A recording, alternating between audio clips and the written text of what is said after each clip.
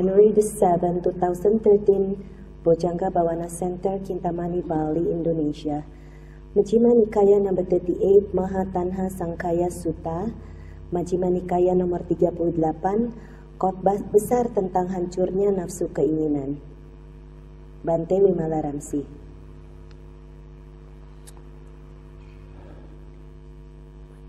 Okay, this one that has 12 links on it, we're going to be repeating the links and you need to know what they are. Tentang so we'll be using that one. 12 rangkaian ini, kita akan berulang-ulang membacakannya sehingga Anda mendapatkan gambar. Okay. Thus have I heard on one occasion the Blessed One was living at Sāti in Jeta's Grove, Anathan Bendika's Park. Demikian yang saya dengar pada suatu ketika yang terberkahi sedang berdiam di Sāti di hutan Jeta Taman Anata Pindika. Now on that occasion a pernicious view had arisen in a monk named Sāti, son of a fisherman. Pada waktu itu suatu pandangan yang merusak muncul di dalam diri seorang bhikkhu yang bernama Sāti, putra seorang nelayan. His view was this. Pandangannya seperti ini. As I understand the Dhamma taught by the Blessed One, sebagaimana saya memahami Dhamma yang diajarkan oleh yang terberkahi, it is this same consciousness that runs and wanders through the realms of rebirth, not another. Kesadaran yang sama inilah yang berjalan dan berkelana melalui lingkaran kelahiran-kelahiran ulang, bukan kesadaran lain. Now this view is very much Hindu view. Pandangan ini merupakan pandangan orang Hindu. They believe in a permanent soul that goes from one lifetime to the next and it keeps wandering around. Mereka percaya adanya satu jiwa yang abadi yang terus-menerus bepergian, terlahir kembali dari satu kehidupan dan kehidupan yang lain dengan abadi. And this is what they consider reincarnation. Inilah yang mereka maksudkan dengan reinkarnasi. Buddhists do not believe in reincarnation. Orang Buddhis tidak percaya dengan reinkarnasi. We believe in rebirth. Tapi kita percaya dengan kelahiran ulang. Every moment that arises and passes away, there is a birth and a death. Birth, death, birth, death, birth, death. Setiap saat ada sesuatu yang terjadi, muncul, tenggelam, lahir, meninggal, lahir, meninggal, lahir, meninggal. So the only time you are really alive, saat di mana Anda benar-benar hidup, is in the present moment. Adalah masa sekarang ini. And that present moment is changing very quickly. Dan masa sekarang ini berubah dengan sangat cepat. And we know from our own meditation experience, dan kita tahu dari pengalaman meditasi kita, that everything actually is impersonal. Bahwa segalanya adalah semuanya anicca. Anytime you take something personally, that is the cause of suffering. Setiap saat Anda mencoba mengambil sesuatu untuk diri sendiri, itu adalah penyebab penderitaan. This is my view, this is my opinion. Ini adalah pendapat saya, ini adalah ide saya. This is my thought, this is my emotion. Ini adalah bentuk pikiran saya dan ini adalah emosi saya. And according to what the Buddha said, that is a cause of suffering. Dan menurut apa yang dikatakan Sang Buddha, itu adalah penyebab penderitaan. So we don't believe in reincarnation. Jadi kami tidak percaya dengan reinkarnasi. Even though some Vajrayana Buddhists do. Walaupun beberapa orang dari sekte Vajrayana Buddhis percaya. Excuse me. But that is a Hindu belief, not a Buddhist belief. Tapi itu merupakan kepercayaan orang Hindu, bukan kepercayaan orang Buddhis.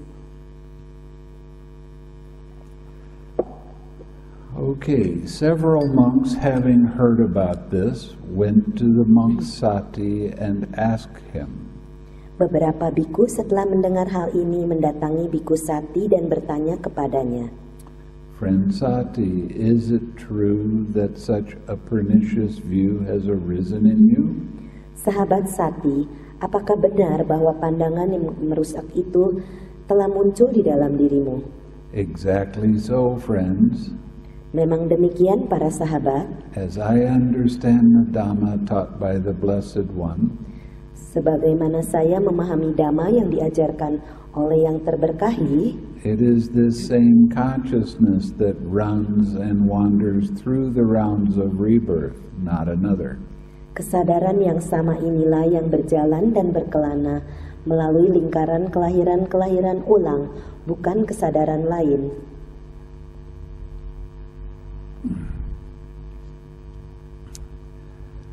Then those monks, desiring to detach him from that pernicious view, pressed and questioned and cross-questioned him thus.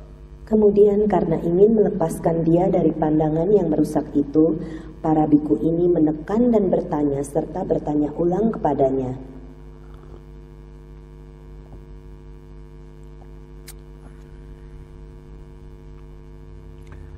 Friend Sāti, do not say so. Sahabat Sāti, janganlah berkata demikian. Do not misrepresent the Blessed One. Janganlah salah mewakili yang terberkahi. It is not good to misrepresent the Blessed One. Sungguh tidak baik salah mewakili.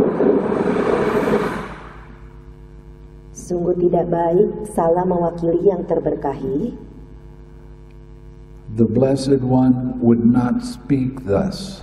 Yang terberkahi tidak akan pernah berbicara demikian. For in many ways the Blessed One has stated consciousness to be dependently arisen. Karena di dalam banyak khotbah, yang terberkahi telah menyatakan bahwa kesadaran telah muncul secara bergantung. Since without a condition there is no origination of consciousness. Karena tanpa suatu kondisi, tidak ada awal mula kesadaran. In order to see, you have to have a good working eye. Untuk bisa melihat, Anda harus punya mata yang bekerja dengan baik. The eye hits color and form. Mata bertemu dengan warna dan bentuk. This is the condition for eye consciousness to arise. Maka itu merupakan kondisi untuk kesadaran mata muncul. And every one of the sense doors is exactly the same. Dan sama halnya berlaku untuk semua indera. So in order to have consciousness arise, it has to depend on other things before it arises. Untuk supaya kesadaran bisa muncul, harus ada penyebab kondisi lain sebelumnya.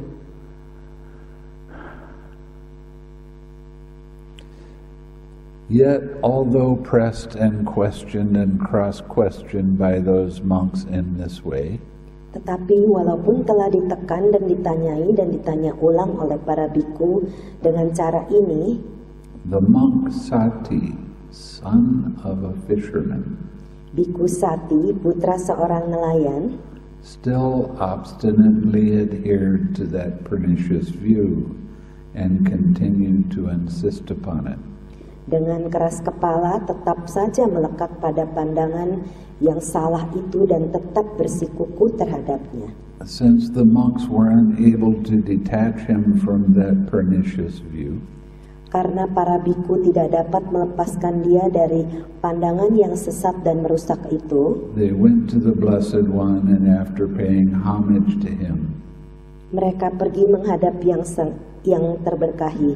Setelah memberi hormat kepada beliau, they sat down at one side and told him all that had occurred.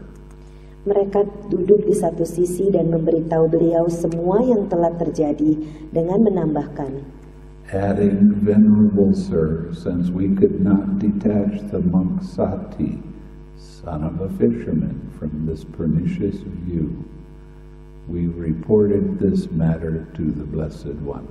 Yang mulia Bante, karena kami tidak dapat melepaskan pandangan bhikkhu Sāti, putra seorang nelayan ini, dari pandangan yang sesat dan merusak ini, kami telah melaporkan persoalan ini kepada yang terberkahi.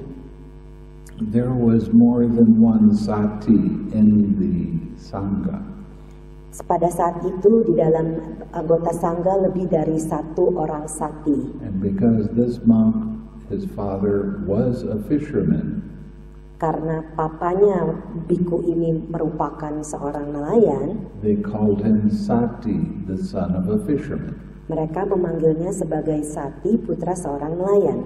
The only problem was, yang menjadi masalah hanyalah Sāti truly hated the smell of fish.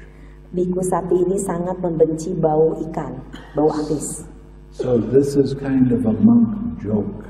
Ini merupakan guyonan para bhikkhu, calling him the son of a fisherman. Memanggilnya sebagai putra seorang nelayan.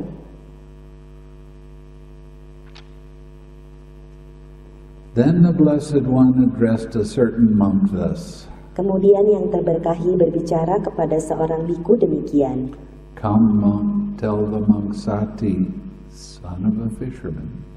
Wahai bhikkhu, beritahukan kepada bhikkhu Sāti, putra seorang nelayan. In my name the teacher calls him. Atas namaku bahwa guru memanggilnya. Yes, venerable sir, he replied, and went to the monk Sāti and told him, the teacher calls you, friend Sāti. Baik yang mulia Bante, jawab bhikkhu itu. Ia pun lalu pergi kepada bhikkhu Sāti dan berkata, guru memanggilmu sahabat Sāti.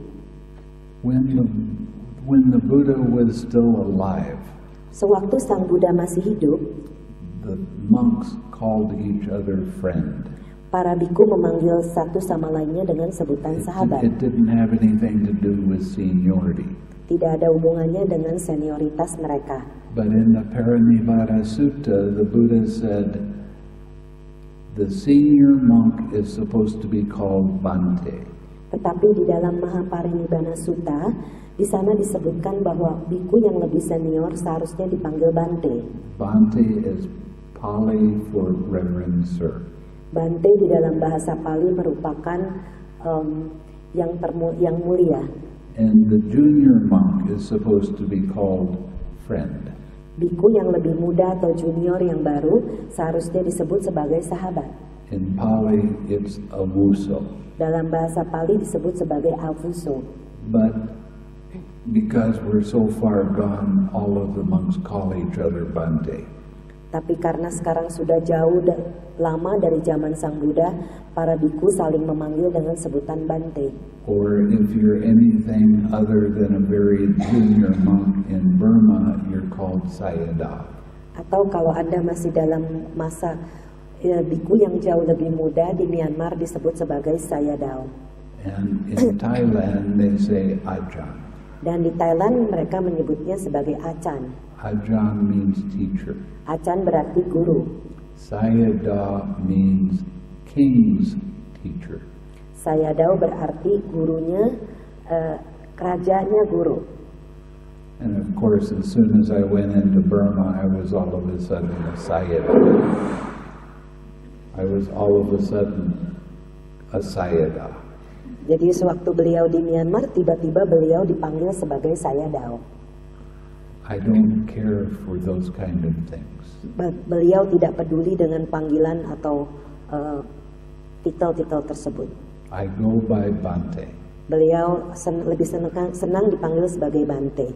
It's simple and everybody can pronounce it.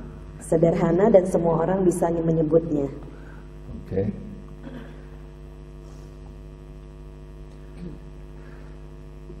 Yes, friend, he replied, and went to the Blessed One, and after paying homage to him, sat down at one side. Ya sahabat, jawab Sāti. Lalu dia pergi menghadap yang terberkahi. Setelah memberi hormat kepada beliau, dia duduk di satu sisi. The Blessed One then asked him, Sāti, is it true that the following pernicious view has arisen in you?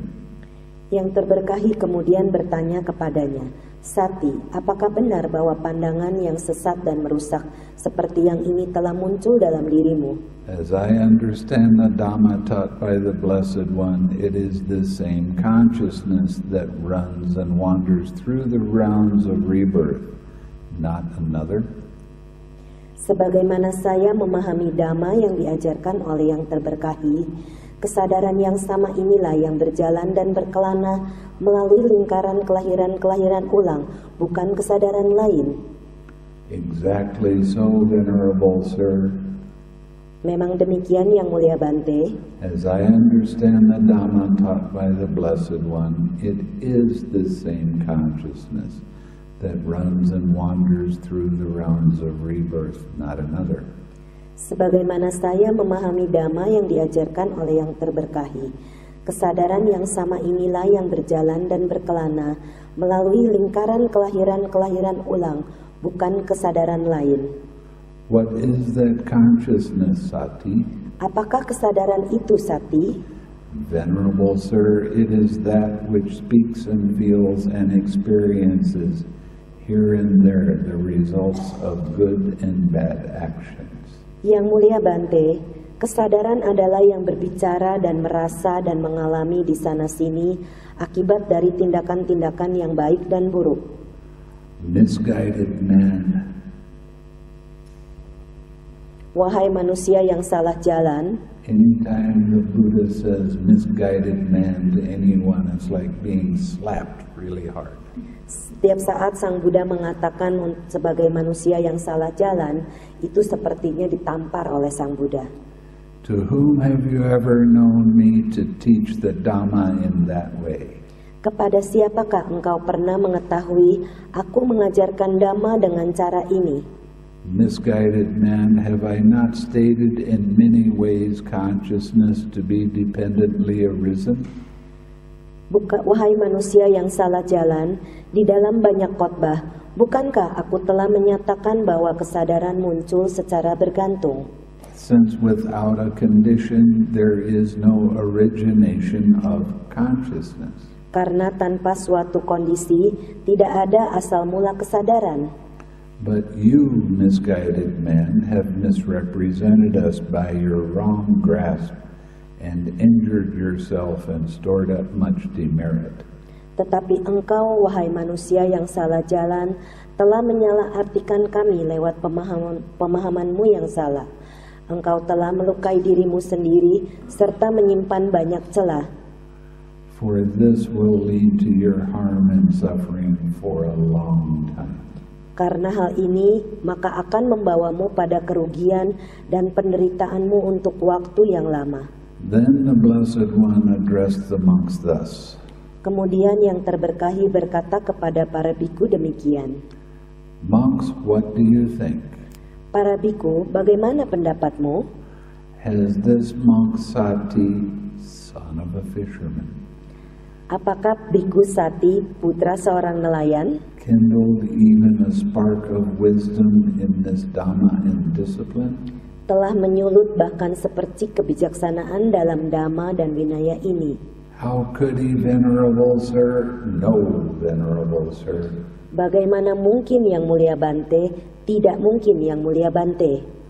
When this was said, the monk Sāti, son of a fisherman, sat silent, dismayed, with shoulders drooping and head down, glum without response.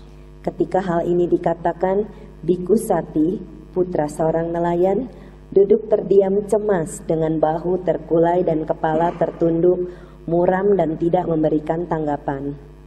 Then knowing this, the Blessed One told him, misguided man, you will be recognized for your own pernicious view. Kemudian karena mengetahui hal ini, yang terberkahi berkata, wahai manusia yang salah jalan, engkau akan dikenal lewat pandanganmu yang sesat dan merusak itu sendiri. And 2,600 years later, we still recognize him for that. Dan setelah 2.600 tahun berikutnya kita masih mengenalinya. I shall question the monks on this matter. Aku akan bertanya kepada para bhikkhu mengenai hal ini. Then the Blessed One addressed the monks thus. Kemudian yang terberkahi berbicara kepada para bhikkhu demikian. Monks, do you understand the Dhamma taught by me as this monk Sāti, son of a fisherman, does when he misrepresents us by his wrong grasp and injures himself and stores up much demerit? Para bhikkhu, apakah kalian memahami dhamma yang diajarkan olehku sebagaimana yang dipahami oleh bhikkhu Sāti, putra seorang nelayan ini, ketika dia menyalahartikan kita lewat pemahamannya yang salah dan dia merugikan dirinya sendiri serta menyimpan banyak celah? After a statement like that, could any monk say yes? Setelah kata-kata ini, apakah seorang bhikkhu bisa mengatakan ya? So of course they said, no, venerable sir. Tentunya mereka bilang tidak, yang mulia Bante. Oh, David is going to love this.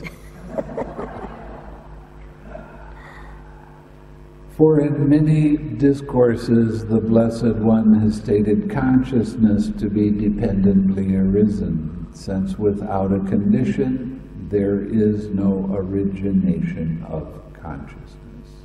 Di dalam banyak khotbah, yang terberkahi telah menyatakan bahwa kesadaran muncul secara bergantung, karena tanpa suatu kondisi tidak ada asal mula kesadaran. Good monks, it is good that you understand the Dhamma taught by me thus. Bagus para bhikkhu, sungguh bagus bahwa kalian memahami dhamma yang diajarkanku olehku demikian. For in many ways I have stated consciousness to be dependently arisen. Di dalam banyak khotbah, aku telah menyatakan bahwa kesadaran muncul secara bergantung. Since without a condition there is no origination of consciousness. Karena tanpa suatu kondisi tidak ada asal mula kesadaran. But this monk Sāti, son of a fisherman, misrepresents us by his wrong grasp and injures himself and stores up much demerit. Tetapi bhikkhu Sāti, putra seorang nelayan ini, menyalahartikan kita lewat pemahamannya yang salah. Ia merugikan dirinya sendiri serta menyimpan banyak celah. For this will lead to his harm and suffering of this misguided man for a long time. Hal ini akan membawa pada kerugian dan penderitaan bagi manusia yang salah jalan ini untuk waktu yang lama. Monks, consciousness is reckoned by the particular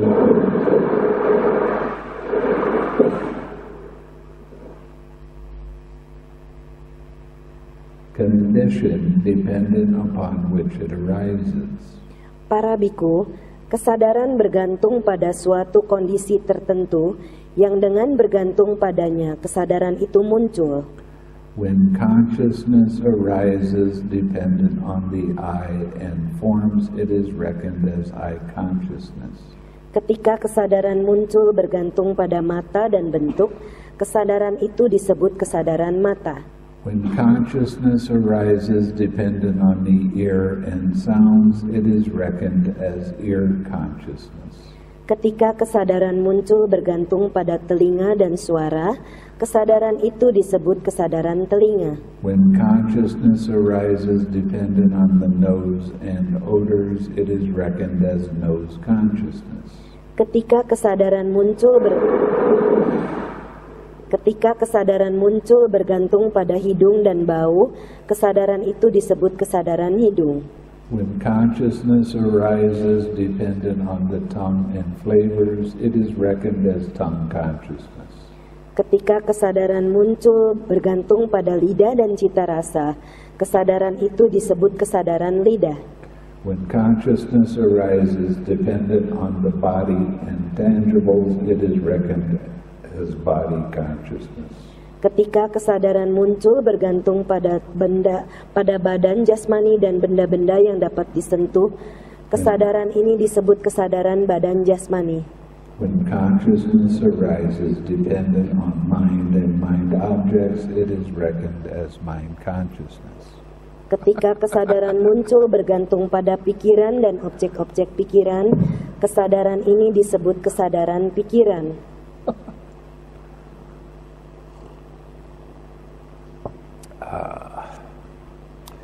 Just as a fire is reckoned by the particular condition dependent upon which it burns. Seperti halnya api yang dikenali dengan kondisi tertentu yang dengan bergantung padanya maka api itu membakar. When fire burns dependent on logs, it is reckoned as a log fire.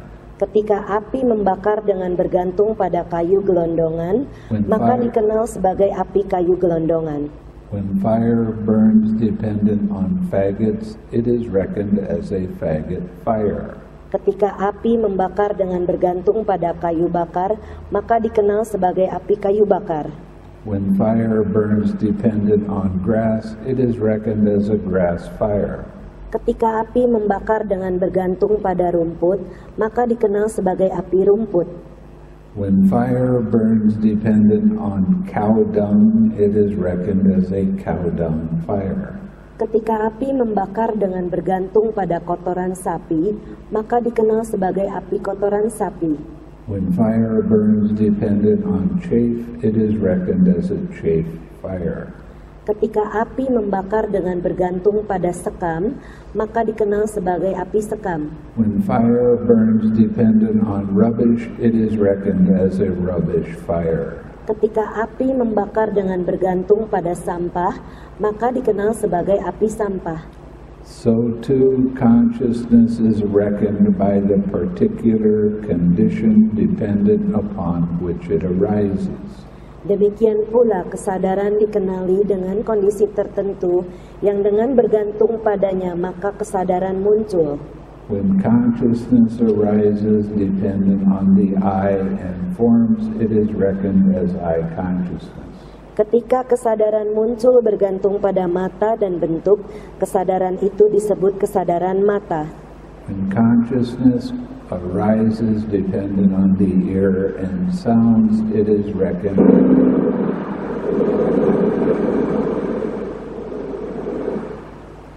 as ear consciousness. Ketika kesadaran muncul bergantung pada telinga dan suara, kesadaran itu disebut kesadaran telinga.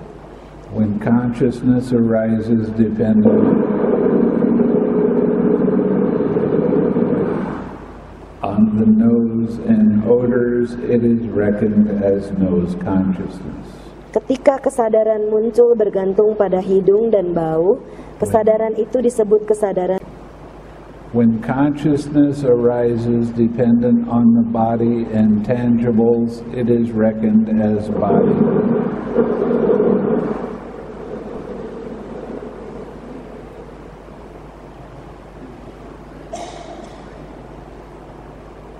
It is reckoned as body consciousness. Ketika kesadaran muncul bergantung pada benda, pada badan jasmani dan benda-benda yang dapat disentuh, kesadaran ini disebut kesadaran badan jasmani. When consciousness arises dependent on the mind and mind objects, it is reckoned as mind consciousness. Ketika kesadaran muncul bergantung pada pikiran dan objek-objek pikiran, kesadaran ini disebut kesadaran pikiran. Monks, do you see this has come to be? Para bhikkhu, apakah kalian melihat hal ini telah menjadi? Yes, Venerable Sir. Ya, Yang Mulia Bante. Monks, do you see the origination occurs with that as nutriment? Para bhikkhu, apakah kalian melihat asal mulanya muncul dengan hal itu sebagai makanan? Now, I'm going to give you the definition of nutriment in a minute, but it means what you feed. Sebentar lagi beliau akan memberikan definisi tentang makanan, itu yang berarti apapun yang Anda berikan makanan. When you put your consciousness on something, that means you're feeding that thing. Kalau Anda menaruh kesadaran pada sesuatu, maka Anda memberikan makan kepadanya. Now, what I mean by that is if a pain arises and you put your attention on the pain, guess what you are feeding? Yang terjadi adalah kalau ada rasa sakit muncul, kemudian Anda berikan perhatian ke sana, tebak, apa yang Anda berikan makan? You're feeding the pain so the pain gets bigger and stronger. Anda memberikan makanan kepada rasa sakit itu, sehingga rasa sakit itu semakin besar dan semakin kuat. This is why you use the 6 R's. Itulah sebabnya mengapa Anda disarankan menggunakan 6 R. Because you stop feeding it the minute you release it. Karena Anda berhenti memberikannya makanan saat dimana Anda melepaskannya. And then your attention goes to the relax. Kemudian perhatian Anda pindah menuju ke relaks. And then your attention goes to... Kemudian perhatian Anda menuju ke What? senyum. I can't hear you. Nggak dengar. That's better. And then your attention comes back to your object of meditation. Kemudian perhatian Anda kembali ke dalam objek meditasi Anda. Now, quite a few people today have come and talked to me about pain. Mengapa hari ini Anda datang pada Bante memberitahukan beliau tentang rasa sakit? I 6R'd it and it didn't help. Saya udah lakukan 6R tapi nggak bekerja. Talk to me after you do that for 1,000 times or so. Bicara pada Bante kalau Anda sudah melakukan ini sekitar 1000 kali. The 6 R's are not a tool to make the pain go away. 6R bukanlah alat untuk membuat rasa sakit itu pergi. They are a tool to take your attachment to the pain away. Itu adalah satu alat untuk membawa perhatian Anda keluar dari rasa sakit itu. Every time you relax, you're letting go of that attachment. Setiap saat Anda merilekskan, Anda melepaskan kemelekatan Anda. You're letting go of the craving. Anda melepaskan tanha atau keinginan itu. So you stop feeding that. Jadi Anda harus berhenti memberikan makan ke sana. And that's how you purify your mind. Dan demikianlah cara Anda memurnikan pikiran Anda. You can't use the 6 R's as a stick to beat that pain away. Anda tidak bisa menggunakan langkah 6R sebagai satu tongkat untuk memukul rasa sakit itu untuk pergi. That is not the function of the 6 R's. Itu bukanlah fungsi untuk 6R. The 6 R's just allow that sensation to be there without taking it personally. 6R ini adalah membiarkan perasaan itu ada di sana tanpa Anda terlibat di dalamnya. But when pain arises, who doesn't like it? Tapi saat rasa sakit muncul, siapa yang tidak suka? Who wants to control it? Siapa yang mau mengontrolnya? Who wants to make it different than it is? Siapa yang mau mengubah daripada apa yang sesungguhnya? That sounds like an awful big I to me, doesn't it? You? Menurutnya, sepertinya saya, kan? Now, I want to tell you one of the definitions of dukkha. Okay, let's start over again. Kita mulai lagi. The word dukkha. Kata-kata dukkha. Do, it means it's a negative. That means no. Du berarti sesuatu yang negatif, yang artinya tidak. Ka comes from the word kanti. Ka berasal dari kata kanti. And that is a Pali word that means patience. Dan itu merupakan kata Pali yang berarti kesabaran. So, dukkha means no patience. Jadi dukkha berarti tidak ada kesabaran. And the Buddha said patience leads to nibbana. Dan Sang Buddha mengatakan kesabaran membawa ke nibbana. Sukha. Sukha. Su is a positive. Su adalah sesuatu yang positif. And ka is patience. Dan ka adalah kanti, kesabaran. So sukha not only means happiness, but it means a lot of patience. Jadi suka berarti bukan hanya rasa bahagia, tapi banyak sekali kesabaran. Okay, so anytime you hear the word dukkha, setiap saat Anda mendengarkan kata-kata dukkha, it's almost always mixed up with pain. Itu sering sekali dicampur dengan rasa sakit. And when pain arises, are we patient with it? Setiap rasa sakit muncul, apakah kita sabar dengannya? Or do we want it to go away as fast as possible? Atau kita mau pergi secepat mungkin? You know, living in this day and time of fast food restaurants and getting things you want as soon as you want them, dalam kehidupan sekarang ini kita ada restoran-restoran yang cepat saji dan Anda cepat mendapatkan makanan secepat yang Anda mau. has really caused us problems because we want everything fast now. Menyebabkan jadi masalah karena kita mau semuanya serba cepat. But the nature of pain is it doesn't go away right away. Tapi sifat alami dari rasa sakit itu tidak akan pergi dengan segera. So you have to have a lot of sukha. Jadi Anda harus punya banyak sekali suka. Every time your mind gets pulled to that sensation, let it be and relax. Setiap saat pikiran Anda tertarik kepada sensasi itu, biarkan saja itu ada di sana dan rilekskan. When I was practicing vipassana meditation, sewaktu beliau mempraktekkan meditasi vipassana, they told me that anytime a pain comes up anywhere in my body, mereka mengatakan setiap saat ada rasa sakit muncul di badan jasmani beliau dimanapun tempatnya, I was supposed to put my attention right in the middle of that pain. beliau seharusnya memberikan perhatian tepat di tengah-tengah rasa sakit itu. In other words, I put my attention in the middle of the pain and I started feeding it. Dengan kata lain, beliau mulai memperhatikan kepada rasa sakit itu dan memberikan makanan kepadanya.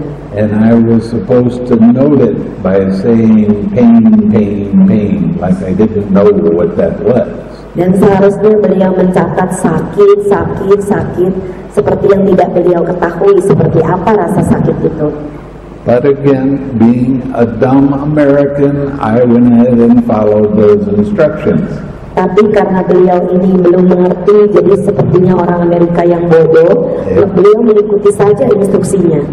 Every time a pain arose, I put my attention in the middle of it and noted pain, pain, pain, pain, pain, pain. Setiap saat rasa sakit muncul, beliau memperhatikan rasa sakit itu tepat di tengah-tengah rasa sakit dan mencatat sakit, sakit, sakit, sakit. Over the years of doing that, pain didn't bother my mind so much anymore. Setelah melakukan itu bertahun-tahun, maka rasa sakit itu tidak mengganggu beliau lagi. And I finally got to a place where there was no pain. Dan akhirnya beliau menuju ke satu masa di mana tidak ada rasa sakit sama sekali. And I tried to make pain come up. Dan beliau mencoba membuat rasa sakit itu muncul. I started sitting in all kinds of ways that if I sat that way for a long time, it would be painful. Dan beliau berusaha mencari dengan cara apapun, kalau duduk dengan cara tertentu membuat rasa sakit itu keluar, jadi muncul. And I couldn't make pain arise. Dan beliau tidak bisa membuat rasa sakit itu muncul. So I went to the teacher and I complained. Jadi beliau mendatangi gurunya dan mengeluh, I can't make pain arise. saya tidak bisa membuat rasa sakit muncul. And he laughed and thought that was very funny. Dan gurunya tertawa dan berpikir itu lucu. And he told me it's okay not to have pain.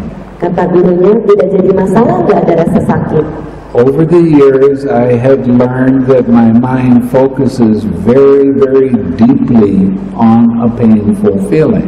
Selama bertahun-tahun, pikiran beliau hanya difokuskan kepada rasa sakit itu. One of the things that I noticed was there, and I even mentioned it to my teacher. Salah satu alasan mengapa beliau tahu rasa sakit itu ada di sana dan juga menyebutnya kepada gurunya was when I was sitting with that pain, I also had this amazing tightness in my head. Adalah kalau beliau merasakan rasa sakit, ada ketegangan yang begitu kuat di dalam kepala beliau. And I heard many times teachers saying that pain is a great meditation object. Dan gurunya bilang rasa sakit itu merupakan objek meditasi yang terbaik. When I went to them and complained about the tightness in my head, they said, ignore it, it's nothing. Waktu beliau bilang sama gurunya, beliau memperhatikan ada rasa tegang luar biasa di dalam kepalanya. Gurunya bilang, cuekin aja, nggak ada artinya kok. It only happens to be the most important part of the meditation, but they told me to ignore it. Dan ternyata itu merupakan bagian yang paling penting dalam meditasi, tapi malah diberitahu untuk dicuekan. So, what we have to understand is what you keep your attention on, that is what you feed. Jadi kita harus mengerti apapun yang Anda perhatikan, itulah yang Anda berikan makanan. When you keep putting your attention back on your object of meditation, kalau Anda kembali memperhatikan perhatian Anda kepada objek meditasi Anda, you're feeding that object of meditation and it gets stronger. Anda memberikan makan kepada objek meditasi Anda, dan maka itu menjadi semakin menguat.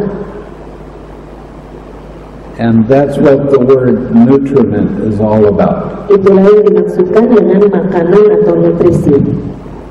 Monks, do you see with the cessation of that nutriment what has come to be is subject to cessation? Para bhikkhu, apakah kalian melihat dengan asal mulanya muncul dengan hal itu sebagai makanan? You done? Okay. Monks, does doubt arise in one who is uncertain thus? Para bhikkhu, apakah kalian melihat dengan berhentinya makanan itu telah terjadi, maka terkena penghentian? Has this come to be? Karena terjadi? Yes, Venerable Sir. Ya, Yang Mulia Bante. Monks, does doubt arise in one who is uncertain thus? Apakah keraguan muncul ketika orang merasa tidak yakin demikian? Does its origination occur with that as nutriment? Dengan berhentinya makanan itu? Yes, Venerable Sir. Dengan berhentinya makanan itu, apakah yang telah menjadi itu akan terkena penghentian atau tidak? Ya, Yang Mulia Bante. Monks, does doubt arise when one is uncertain thus? Para bhikkhu, apakah keraguan ditinggalkan pada orang yang melihat sebagaimana adanya? With the cessation of that nutriment is what has come to be subject to cessation.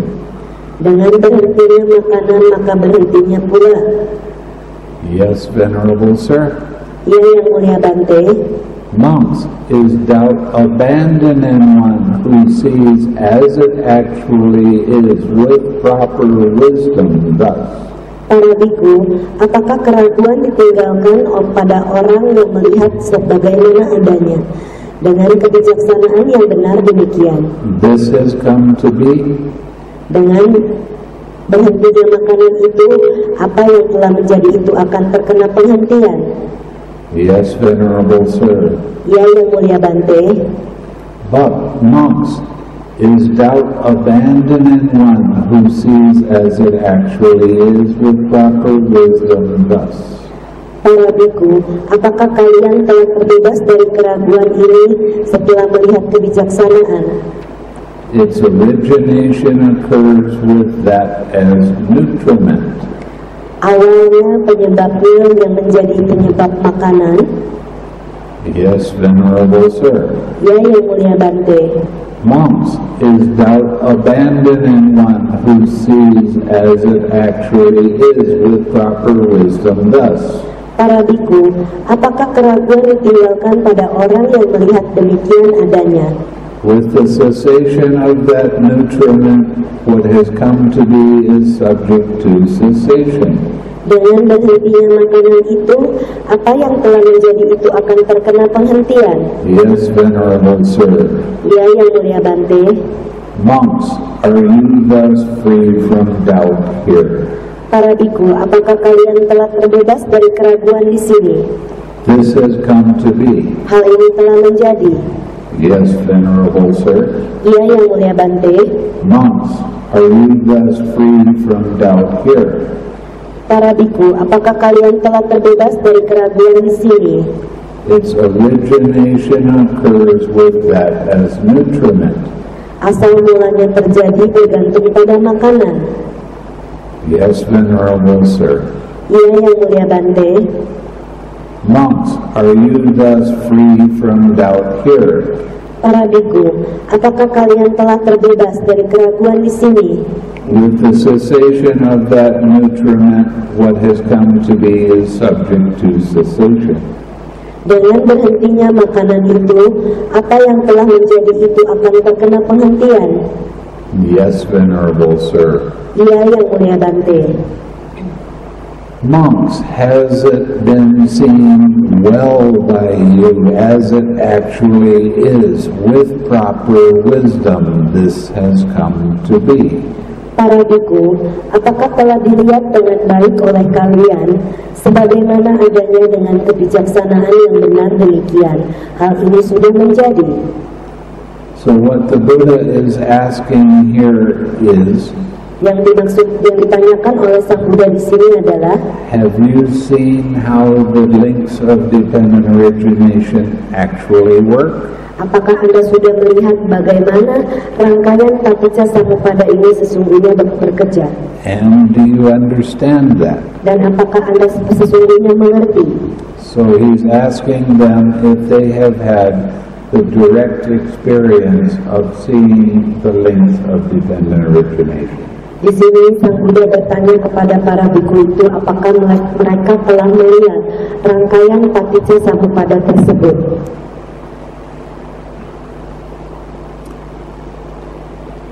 Monks, has it been seen well by you as it actually is with proper wisdom thus?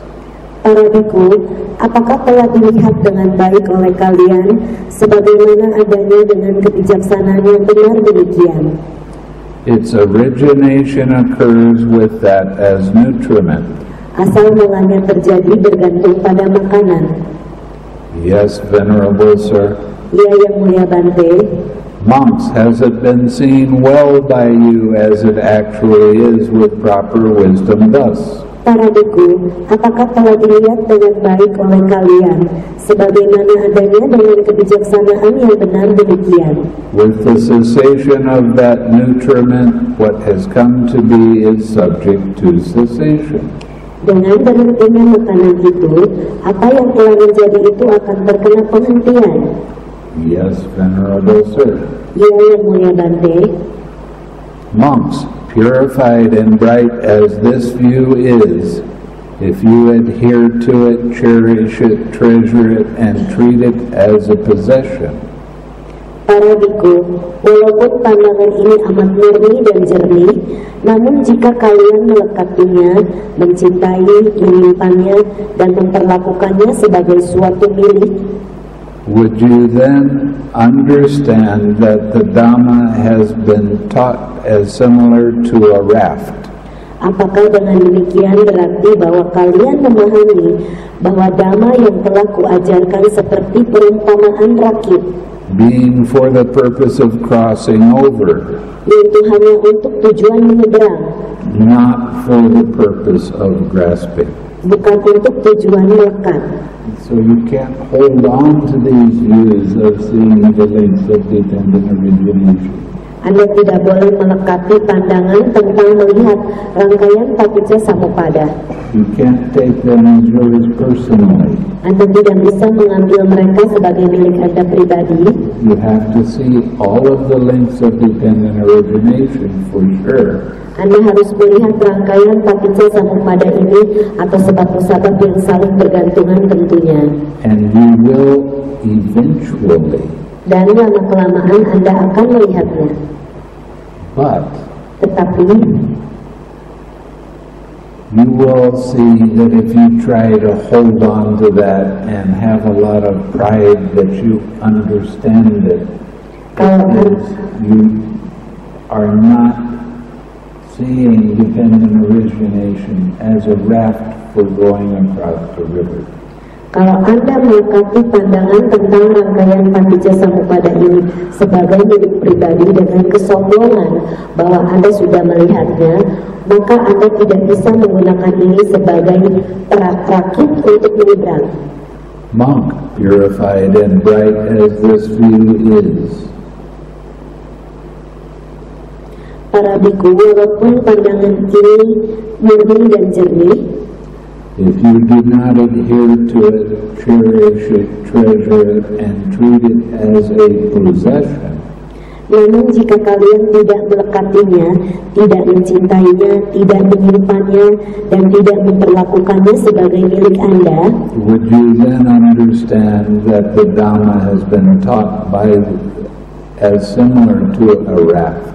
apakah dengan demikian berarti bahwa kalian memahami Dhamma yang telah kuajarkan seperti perumpamaan rakit, being for the purpose of crossing over, not for the purpose of grasping?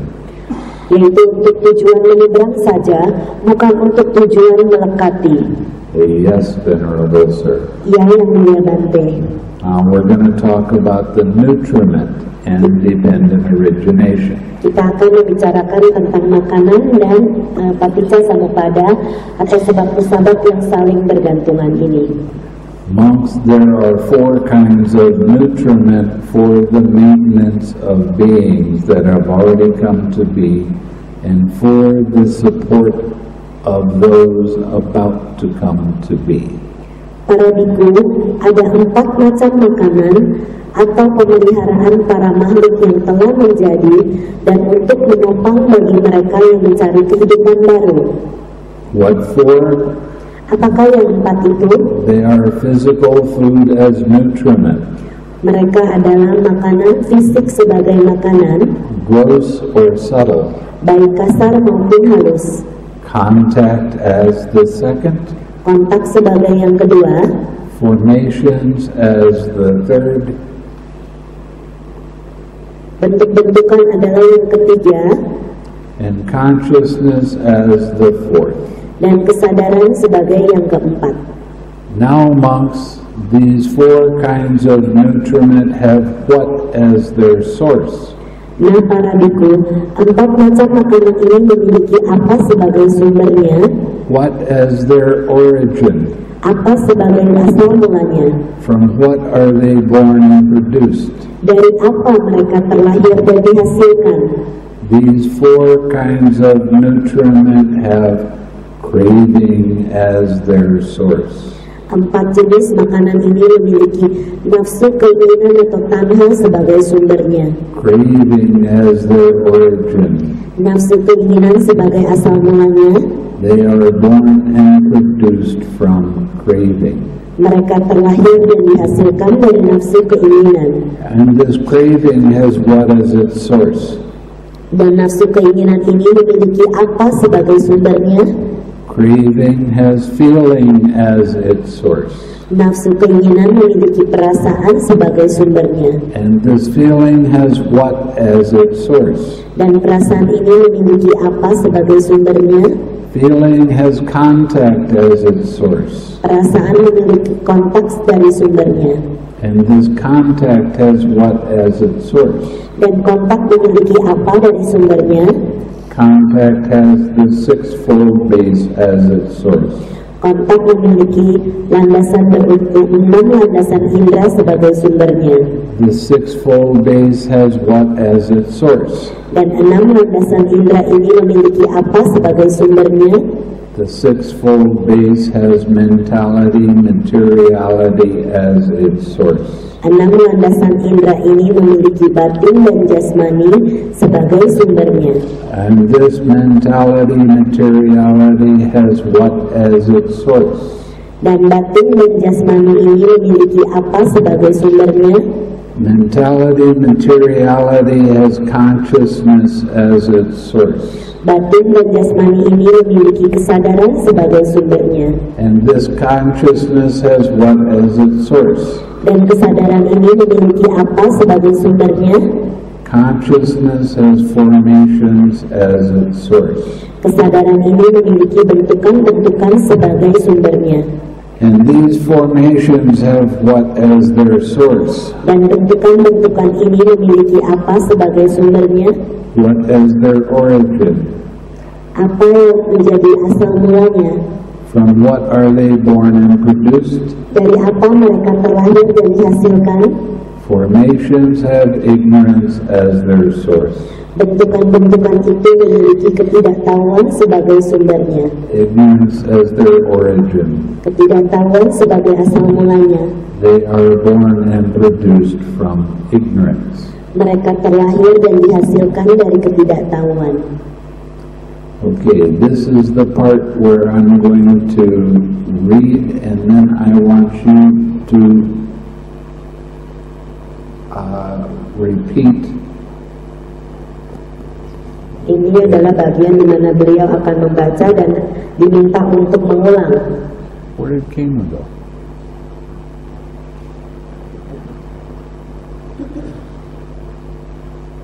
Kema? Time for help. So bhikkhus with ignorance as condition. Okay, do you see that on the list? Lihat di dalam daftarnya, setelah sebagai kondisi ada bentukan-bentukan sebagai hasilnya. With formations as condition. Consciousness comes to be. Out loud. Consciousness, kesadaran sebagai kesadaran muncul. Do they do this in English first? Yeah. Then you can do it with them in Bahasa. Okay. With consciousness as condition. Mentality, materiality comes to be. With mentality, materiality as condition. Sixfold base come to be. With the sixfold base as condition. Contact comes to be. With contact as condition. Feeling comes to be. With feeling as condition. Craving comes to be. With craving as condition. Clinging comes to be. With clinging as condition. Habitual tendencies come to be. With habitual tendency as condition. Birth comes to be. With birth as condition. Sorrow, Lamentation, pain, grief, and despair comes to be. Such is the origin of this whole mass of suffering. Demikianlah asal mula dari seluruh penderitaan ini. Your turn. Oke, kita sekarang baca dalam bahasa Indonesianya. Dengan ketidaktahuan sebagai kondisi, bentuk-bentuk karma muncul. Dengan bentuk-bentuk karma muncul, kesadaran muncul. Dengan kesadaran sebagai kondisi, batin dan jasmani muncul.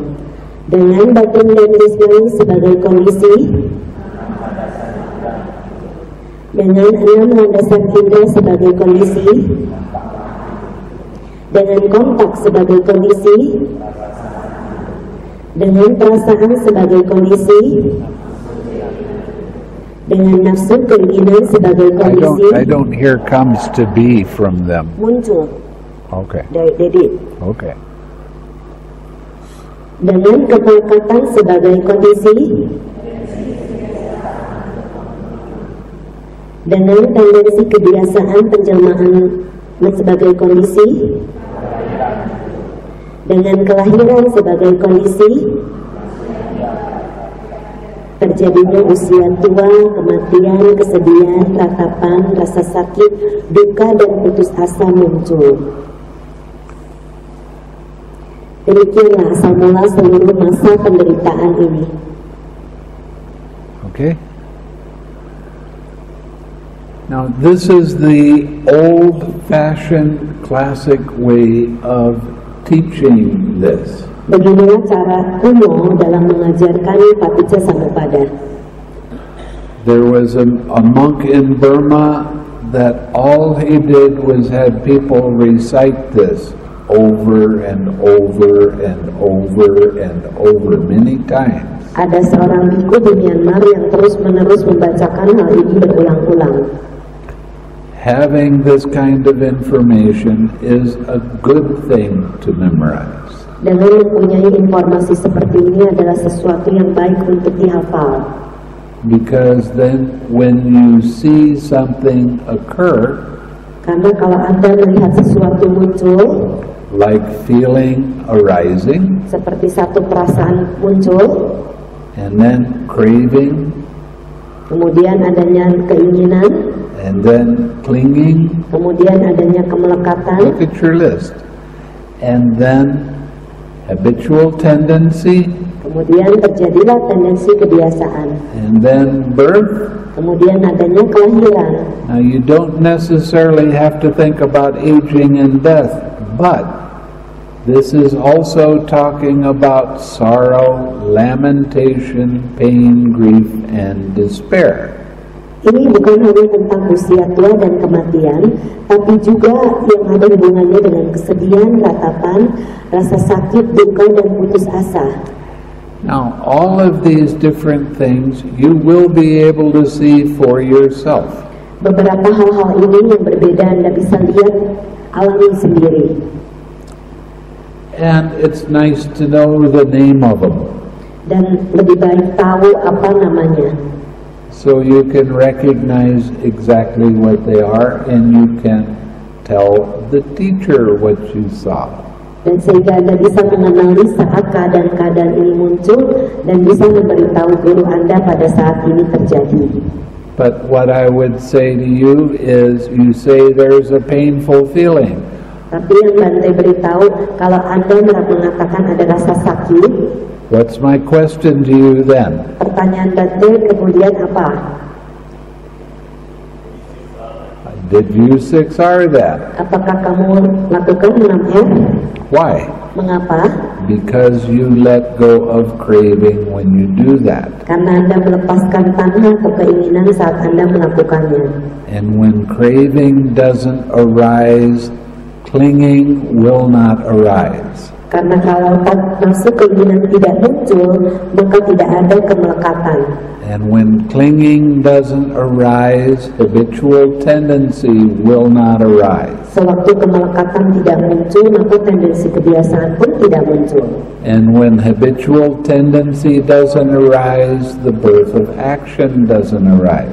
Kalau tendensi kebiasaan tidak muncul, maka lahirnya satu perbuatan tidak muncul. When the birth of action doesn't arise, sorrow, lamentation, pain, grief, and despair. Kalau lahirnya satu perbuatan tidak muncul, maka tidak ada lagi kesedihan, ratapan, rasa sakit, duka, dan putus asa. It won't arise. Tidak akan muncul. Now what did I just say? Apa yang baru saja Bante katakan? When you let go of craving and relax, Saat Anda melepaskan tanha dan merilekskan, you're letting go of a lot of different links that cause you suffering. Anda melepaskan rangkaian-rangkaian yang berbeda ini yang menyebabkan penderitaan. And then you can experience sukha. Dan kemudian Anda akan mengalami sukha atau kebahagiaan. Okay? Now we have a questionnaire that we're going to be going through. Sekarang ada satu kuesioner yang akan dilakukan.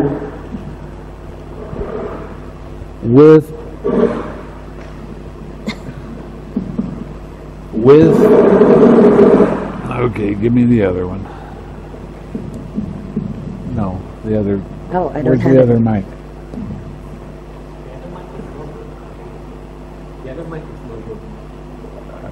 Well, this one, well, it just stopped, so never mind, never mind.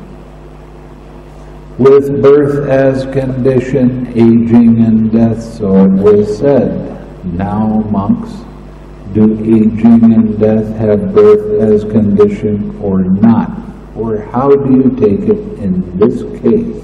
Dengan kelahiran sebagai kondisi, usia tua dan kematian demikian dikatakan. Nah, para bhikkhu, apakah usia tua atau kematian memiliki kelahiran sebagai kondisi atau tidak? Atau bagaimana kalian memahaminya dalam hal ini? Aging and death have birth as condition, venerable sir, thus we take it in this case. Usia tua dan kematian memiliki kelahiran sebagai kondisi yang mulia Bante. Dengan demikian kami menerimanya dalam hal ini. With birth as condition, aging and death comes to be. Dengan kelahiran sebagai kondisi, usia tua dan kematian muncul. With habitual tendency as condition, birth comes to be, so it was said. Dengan terjadinya tendensi kebiasaan sebagai kondisi, muncullah kelahiran, demikian dikatakan. Now, monks, does birth have habitual tendency as condition or not? Or how do you take it in this case? Nah, para bhikkhu, apakah kelahiran memiliki tendensi kebiasaan sebagai kondisi atau tidak? Atau bagaimana kalian menerimanya dalam hal ini? Birth has habitual tendency as condition, venerable sir. Kelahiran memiliki tendensi kebiasaan sebagai kondisi yang mulia Bante. Thus we take it in this case, with habitual tendency as condition, birth comes to be. Dengan demikian kami menerimanya dalam hal ini. Dengan tendensi kebiasaan sebagai kondisi, muncullah kelahiran. With clinging as condition, habitual tendency comes to be, so it was said. Dengan kemelekatan sebagai kondisi, muncullah bentuk tendensi kebiasaan, demikian dikatakan. Now, monks, does habitual tendency have clinging as condition or not? Or how do you take it in this case? Nah, para bhikkhu, apakah tendensi kebiasaan memiliki kemelekatan sebagai kondisi atau tidak? Atau bagaimana kalian menerimanya dalam hal ini? Habitual tendency has clinging as condition, venerable sir. Tendensi kebiasaan memiliki kemelekatan sebagai kondisi yang mulia Bante. Thus we take it in this case. Dengan demikian kami menerimanya dalam hal ini. With clinging as condition, habitual tendency comes to be. Dengan kemelekatan sebagai kondisi, muncullah tendensi kebiasaan. With craving as condition, clinging comes to be, so it was said. Dengan nafsu keinginan sebagai kondisi, muncullah kemelekatan, demikian dikatakan.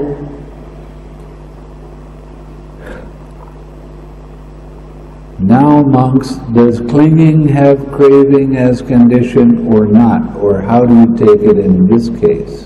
Apakah kemelekatan memiliki nafsu keinginan sebagai kondisi atau tidak? Atau bagaimana kalian menerimanya dalam hal ini? Clinging has craving as condition, venerable sir, thus we take it in this case. Kemelekatan memiliki nafsu keinginan sebagai kondisi yang mulia Bante. With craving as condition, clinging comes to be. Dengan keinginan sebagai kondisi, muncullah kemelekatan. With feeling as condition, craving comes to be, so it was said. Dengan perasaan sebagai kondisi, muncullah nafsu keinginan, demikian dikatakan. Now, monks, does craving have feeling as condition or not, or how do you take it in this case? Nah, para bhikkhu, apakah nafsu keinginan memiliki perasaan sebagai kondisi atau tidak, atau bagaimana kalian menerimanya dalam hal ini? Craving has feeling as condition, Venerable Sir. Thus we take it in this case. Nafsu keinginan memiliki perasaan sebagai kondisi yang mulia Bante, dengan demikian kami menerimanya dalam hal ini. With feeling as condition, craving comes to be. Dengan perasaan sebagai kondisi, muncullah nafsu keinginan.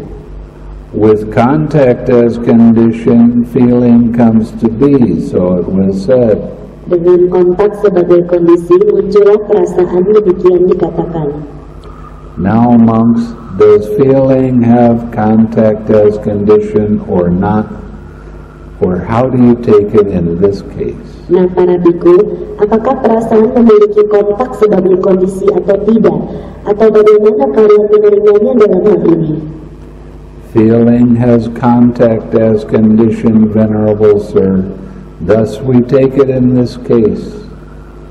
Perasaan memiliki kontak sebagai kondisi yang mulia Bante, dengan demikian kami menerimanya dalam hal ini. With contact as condition, feeling comes to be. Dengan kontak sebagai kondisi, muncullah perasaan. With the sixfold base as condition, contact comes to be, so it was said. Dengan 6 landasan indera sebagai kondisi, muncullah kontak, demikian dikatakan. Now, monks, does contact have the sixfold base as condition or not, or how do you take it in this case? Dan para bhikkhu, apakah kontak memiliki 6 landasan indera sebagai kondisi atau tidak, atau bagaimana kalian menerimanya dalam hal ini? Contact has the sixfold base as condition, Venerable Sir, thus we take it in this case. Kontak memiliki 6 landasan indera sebagai kondisi yang mulia Bante, dengan demikian kami menerimanya dalam hal ini. With the sixfold base as condition, contact comes to be. Dengan 6 landasan indera sebagai kondisi, muncullah kontak. With mentality, materiality as condition, the sixfold base comes to be, so it was said. Dengan batin dan jasmani sebagai kondisi, muncullah 6 landasan indera, demikian dikatakan. Now, monks, does the sixfold base have mentality, materiality as condition or not? Or how do you take it in this case? Nah, para bhikkhu, apakah landasan berunsur 6 ini memiliki batin dan jasmani sebagai kondisi atau tidak? Atau bagaimana kalian menerimanya dalam hal ini? The sixfold base has mentality, materiality as condition, Venerable Sir. Thus we take it in this case. Landasan berunsur 6 ini memiliki batin dan jasmani sebagai kondisi, yang mulia Bante. Dengan demikian kami menerimanya dalam hal ini. With mentality, materiality as condition, the sixfold base comes to be. Dengan batin dan jasmani sebagai kondisi, muncullah 6 landasan indera.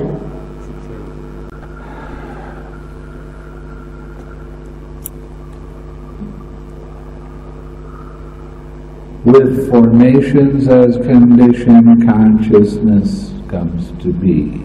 So it was said. Dengan bentuk-bentuk sebagai kondisi, maka adanya muncullah kesadaran, demikian dikatakan. Now, monks, does consciousness have formations as condition or not? Or how do you take it in this case? Nah, para bhikkhu, apakah kesadaran memiliki bentukan-bentukan sebagai kondisi atau tidak? Atau bagaimana kalian menerimanya dalam hal ini? Formations, or consciousness has formations as condition, Venerable Sir. Thus we take it in this case. Kesadaran memiliki bentukan-bentukan sebagai kondisi yang mulia Bante. Dengan demikian kami menerimanya dalam hal ini. With formations as condition, consciousness comes to be. Dengan bentukan-bentukan sebagai kondisi, muncullah kesadaran. With ignorance as condition, formations come to be, so it was said. Dengan ketidaktahuan sebagai kondisi, muncullah bentukan-bentukan demikian dikatakan. Now monks, do formations have ignorance as condition or not? Or how do you take it in this case? Nah para bhikkhu, apakah bentukan-bentukan memiliki ketidaktahuan sebagai kondisi atau tidak? Atau bagaimana kalian menerimanya dalam hal ini? Formations have ignorance as condition, Venerable Sir, thus we take it in this case. Bentukan-bentukan memiliki ketidaktahuan sebagai kondisi yang mulia Bante. Dengan demikian kami menerimanya dalam hal ini. With ignorance as condition, formations come to be. Dengan ketidaktahuan sebagai kondisi, muncullah tidaktahuan. Good monks, so you say thus, and I also say thus. Bagus para bhikkhu, jadi kalian mengatakan demikian dan aku juga mengatakan demikian. When this exists, that comes to be. Bila ini ada, itu akan menjadi. With the arising of this, that arises. Dengan munculnya ini, maka itu muncul. That is. Yaitu, with ignorance as condition, dengan ketidaktahuan sebagai kondisi, formations come to be. With formations as condition, consciousness comes to be. With consciousness as condition, mentality comes to be. With mentality, materiality as condition, sixfold base comes to be. With the sixfold base as condition, contact comes to be. With contact as condition, feeling comes to be. With feeling as condition, craving comes to be. With craving as condition, clinging comes to be. With clinging as condition, habitual tendencies come to be. With habitual tendency as condition, birth of action come to be. With birth as condition, sorrow and death, sorrow, lamentation, pain, grief, and despair come to be. Such is the origin of this whole mass of suffering. Demikianlah asal mula dari seluruh penderitaan ini. Now we're going to go into the cessation of all of these things, but only a little bit. Kita akan menuju tentang penghentian. Number 20. Okay. With the remainderless fading away and cessation of ignorance comes cessation of formations. Tetapi dengan pemudaran tanpa sisa dan berhentinya ketidaktahuan, muncullah penghentian bentukan-bentukan. With the cessation of formations comes cessation of consciousness. With the cessation of consciousness, the cessation of mentality, materiality. With the cessation of mentality, materiality. The cessations of six sense doors. With the cessation of the sixfold base. Contact. With the cessation of contact. The cessation of feeling. With the cessation of feeling. The cessation of craving. With the cessation of craving. The cessation of clinging. With the cessation of clinging. The cessation of habitual tendencies. With the cessation of habitual tendency. The cessation of birth. With the cessation of birth. The cessation aging and of death. Sorrow, lamentation, pain, grief, and despair cease. Such is the cessation of this whole mass of suffering. Demikianlah berhentinya seluruh masa penderitaan ini. With the cessation of birth, cessation of aging and death, so it was said, now monks, do aging and death cease with the cessation of birth or not? Or how do you take it in this case? Dengan berhentinya kelahiran, berhentilah penuaan dan kematian, demikian dikatakan. Nah para bhikkhu, Apakah penuaan dan kematian berhenti bersama dengan berhentinya kelahiran atau tidak? Atau bagaimana kalian menerimanya dalam hal ini? Aging and death cease with the cessation of birth, Venerable Sir. Thus we take it in this case. Penuaan dan kematian berhenti bersama dengan berhentinya kelahiran, Yang Mulia Bante. Dengan demikian kami menerimanya dalam hal ini. With the cessation of birth, cessation of aging and death. Dengan berhentinya kelahiran, berhentilah penuaan dan kematian. Okay, now we're going to go through this recapitulation on cessation. Dan sekarang kita menuju tentang ringkasan tentang penghentian. Good monks, so you say thus and I also say thus. Bagus para bhikkhu, jadi kalian mengatakan demikian dan aku juga mengatakan demikian. When this does not exist, that does not come to be. Bila ini tidak ada, itu tidak menjadi. With the cessation of this, that ceases. Dengan berhentinya ini, maka itu berhenti. That is, with the cessation of death comes cessation of formations. With the cessation of formations, The cessation of consciousness. with the cessation of consciousness, The cessation cessation of of, mentality, materiality. with the cessation of mentality, materiality, The cessation of six sense doors. with the cessation of the sixfold pace, cessation of, Contact.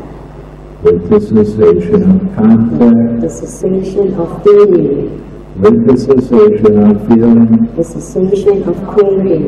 with the cessation of craving, The cessation of clinging. with the cessation of clinging, The cessation of habitual tendencies.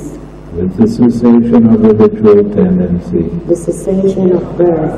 with the cessation of birth, The cessation of and death, sorrow, lamentation, pain, grief, and despair cease. Such is the cessation of this whole mass of suffering. demikianlah berhentinya seluruh masa penderitaan ini. Knowing and seeing in this way, would you run back to the past thus?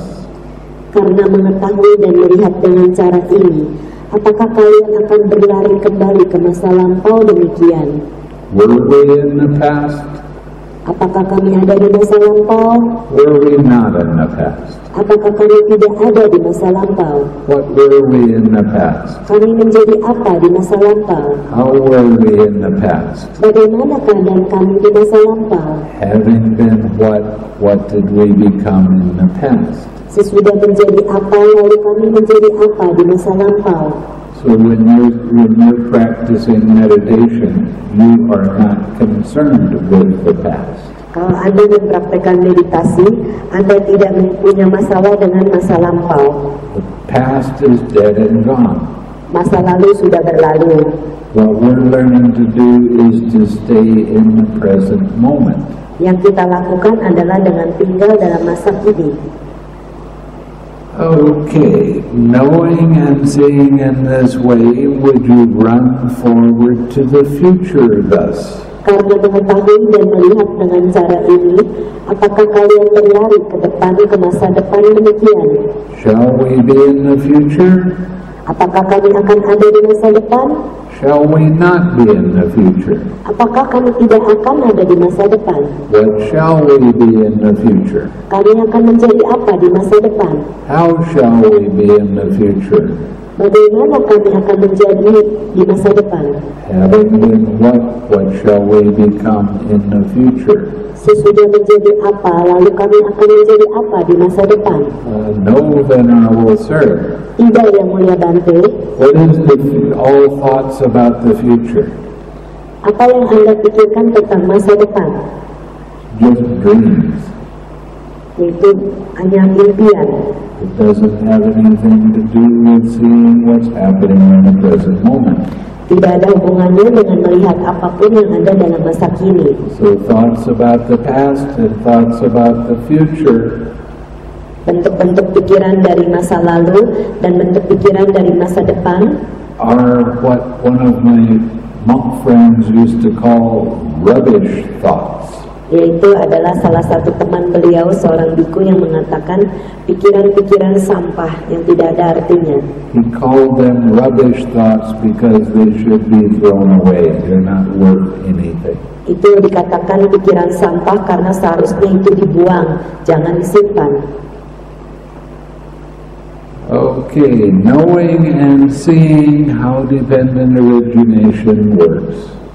Karena mengetahui dan melihat dengan cara ini bagaimana rangkaian paticca samuppada ini bekerja, Would you now be inwardly perplexed about the present?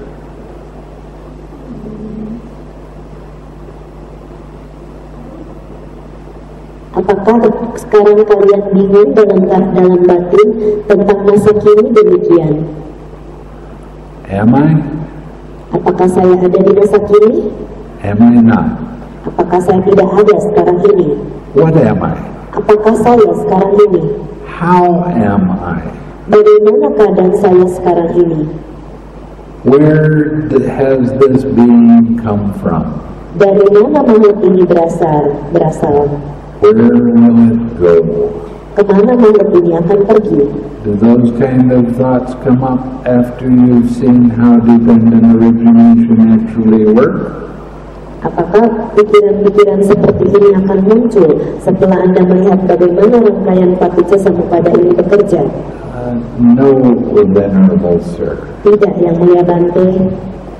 Monks, knowing and seeing in this way, would you speak thus? Para bhikkhu, karena mengetahui dan melihat dengan cara ini, apakah kalian akan berkata demikian? The teacher is respected by us. Guru ini dihormati oleh kami. We speak as we do out of respect for the teacher. Kami berbicara seperti yang kami lakukan kepada rasa hormat kepada guru. Would you say that? Apakah Anda mengatakan demikian? No, Venerable Sir. Tidak, Yang Mulia Bante. Why not? Mengapa tidak? Because you have known and seen it for yourself. Karena Anda telah mengerti dan melihatnya dengan diri sendiri. You have taught yourself. Anda mengajarkan diri sendiri. So even though you might respect the teacher, you wouldn't say that just out of respect for the teacher. Karena walaupun Anda punya rasa hormat terhadap seorang guru, Anda tidak akan mengatakan itu hanya untuk menghormati sang guru. Because you know that for yourself. Karena Anda tahu mengalaminya sendiri. Knowing and seeing what in this way, would you speak thus? Para bhikkhu, karena mengetahui dan melihat dengan cara ini, apakah kalian akan berkata demikian? The recluse says this. Guru ini mengatakan demikian. And we speak thus at the bidding of the recluse. Dan kita mengatakan ini dengan petaka tersebut. Would you say that? Apakah Anda akan mengatakan ini? No. Tidak. Because you're coming from your direct knowledge. Karena itu datang dari pengalaman pribadi. Knowing and seeing in this way, would you acknowledge another teacher? Karena mengetahui dan melihat dengan cara ini, apakah kalian mengakui guru yang lain? You don't need to acknowledge any other teacher because you taught yourself. Anda tidak perlu mengakui guru lain karena Anda mengajarkan diri sendiri. You see how important the 6 R's are becoming. Anda melihat betapa pentingnya 6R ini. They are the tool that helps you to teach yourself how to get off of the wheel of samsara. Itu adalah alat untuk supaya Anda bisa keluar dari rangkaian samsara. And the 6 R's will take you all the way to arahatship. Dan langkah 6R ini bisa membawa Anda menuju ke arahat. And you only have how many more days?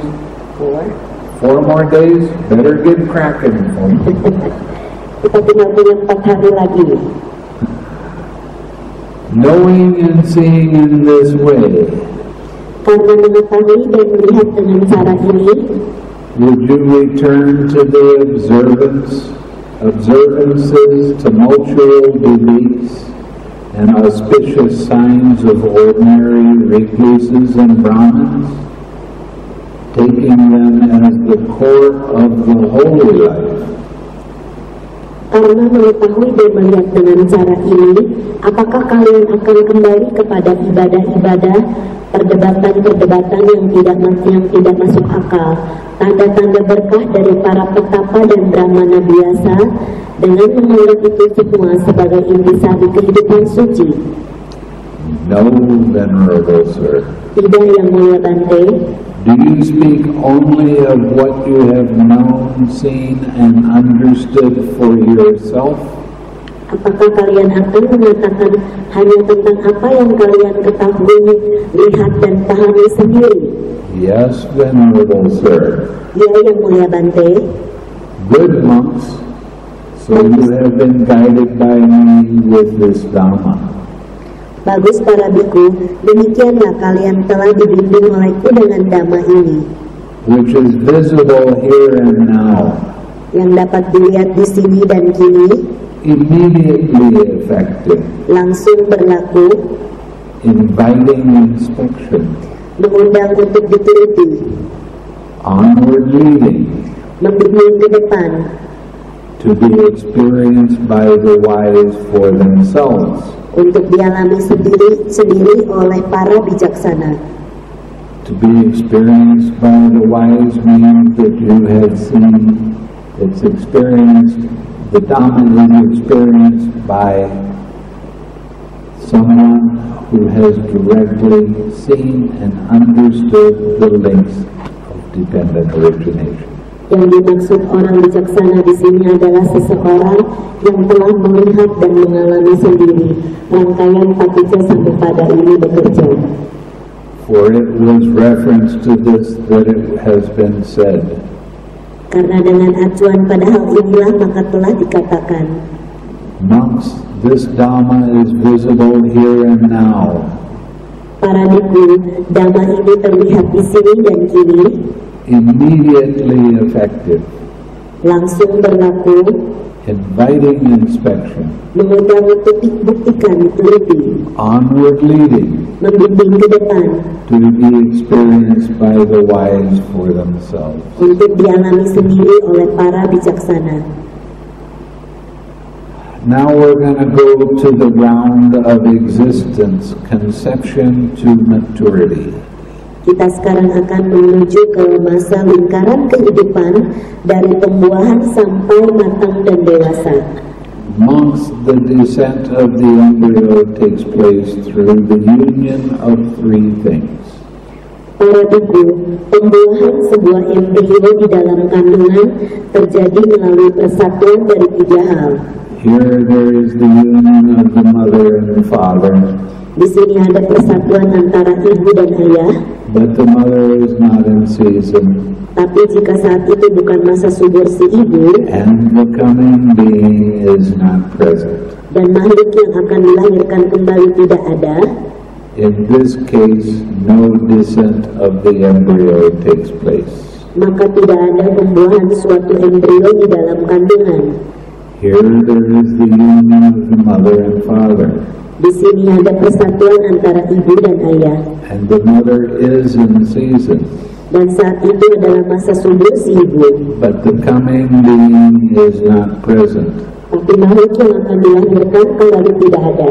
In this case too, no descent of the embryo takes place. Maka juga tidak akan ada pembuahan di dalam kandungan si ibu.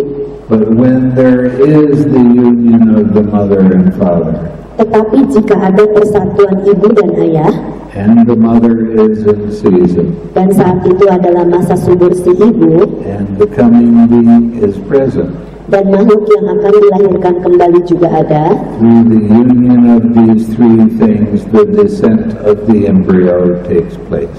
Maka melalui persatuan dari tiga hal inilah pembuahan suatu embrio di kandungan pun terjadi. The mother then carries the embryo in her womb for 9 or 10 months with much anxiety as a heavy burden. Si ibu kemudian membawa embrio itu di dalam kandungannya selama 9 atau 10 bulan dengan banyak kekhawatiran sebagai beban yang berat. Now when it says 9 or 10 months, the 9 months is by the solar calendar. Yang dimaksudkan 9 atau 10 bulan, yang 9 adalah kalender matahari. And 10 months is the moon calendar. Dan 10 bulan adalah kalender bulan. So that's why it's 9 or 10 months depending on your calendar. Itulah sebabnya dikatakan 9 atau 10 bulan tergantung kalendernya. Then at the end of 9 or 10 months, the mother gives birth with much anxiety as a heavy burden. Kemudian di akhir 9 atau 10 bulan, si ibu melahirkan dengan banyak kekhawatiran sebagai beban yang berat. Then when the child is born, she nourishes it with her own blood. Kemudian ketika anak itu terlahir, si ibu memeliharanya dengan darahnya sendiri. For the mother's breast milk is called blood in the noble one's discipline. Karena air susu ibu disebut darah di dalam wilayah para mulia. When he grows up and his faculties mature, ketika dia tumbuh dewasa dan kemampuan-kemampuannya matang, the child plays at such games as toy plows, tit-cat, somersaults, toy windmills, toy measures, toy carts, and toy bow and arrow. Anak-anak itu bermain-main dengan misalnya bajak mainan, jungkat-jungkit, jungkir balik, kincir angin mainan, ukuran mainan, kereta mainan, busur, dan anak panah mainan. When he grows up further and his faculties mature still further, ketika dia tumbuh dewasa dengan kemampuan-kemampuan matang masih lebih jauh lagi, the youth enjoys himself provided and endowed with the 5 chords of sensual pleasure. Pemuda itu bersenang-senang karena dilengkapi dan memiliki 5 tali kesenangan indera. With forms cognizable by the eye that are wished for, desired, agreeable, and likable, connected with sensual desire and inviting lust. Dengan bentuk-bentuk yang dapat dikenali oleh mata, yang diharapkan, diinginkan, dan menyenangkan dan disukai, yang berhubungan dengan nafsu indera yang membangkitkan nafsu jasmani. Sounds cognizable by the ear that are wished for, desired, agreeable, and likable, connected with sensual desire and inviting lust. Kemudian suara yang dapat dikenali oleh telinga, yang diharapkan, diinginkan, yang menyenangkan dan disukai, yang berhubungan dengan nafsu indera dan yang membangkitkan nafsu jasmani. Odors cognizable by the nose that are wished for, desired, agreeable, and likable, connected with sensual desire and inviting lust. Bebauan yang dapat dikenali oleh hidung, yang diharapkan, yang diinginkan, yang menyenangkan dan disukai, yang berhubungan dengan nafsu indera dan yang membangkitkan nafsu jasmani. Flavors cognizable by the tongue that are wished for, desired, agreeable, and likable, connected with sensual desire and inviting lust. Cita rasa yang dapat dikenali oleh lidah, yang diharapkan, yang diinginkan, yang menyenangkan dan disukai, yang berhubungan dengan nafsu indera dan yang membangkitkan nafsu jasmani. Tangibles cognizable by the body that are wished for, desired, agreeable, and likable, connected with sensual desire and inviting lust. Benda nyata yang dapat dikenali oleh badan jasmani, yang diharapkan, yang diinginkan, yang menyenangkan dan disukai, yang berhubungan dengan nafsu indera dan yang membangkitkan nafsu jasmani.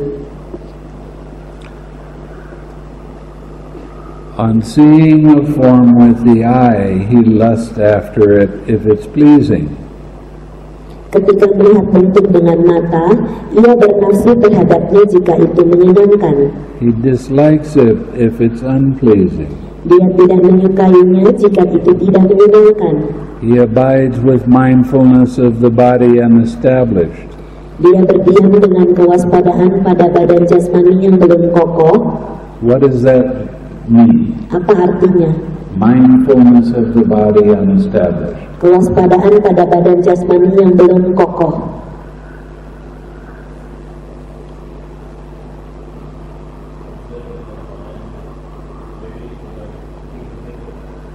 It means that that person is not practicing the 6 R's. Itu berarti orang itu tidak mempraktekkan 6R. Right? This is part of your body. The head is part of your body. Karena kepala adalah bagian dari badan. And it says with a mind, with a limited mind. Dengan melihat pikiran bagian dari pikiran yang terbatas. It means that he is not practicing the 6 R's. Juga tidak mempraktekkan 6R.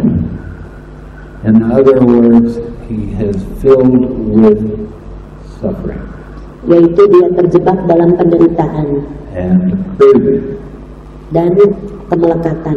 And he does not understand as it actually is the deliverance of mind and deliverance by wisdom, wherein evil, unwholesome state cease without remainder.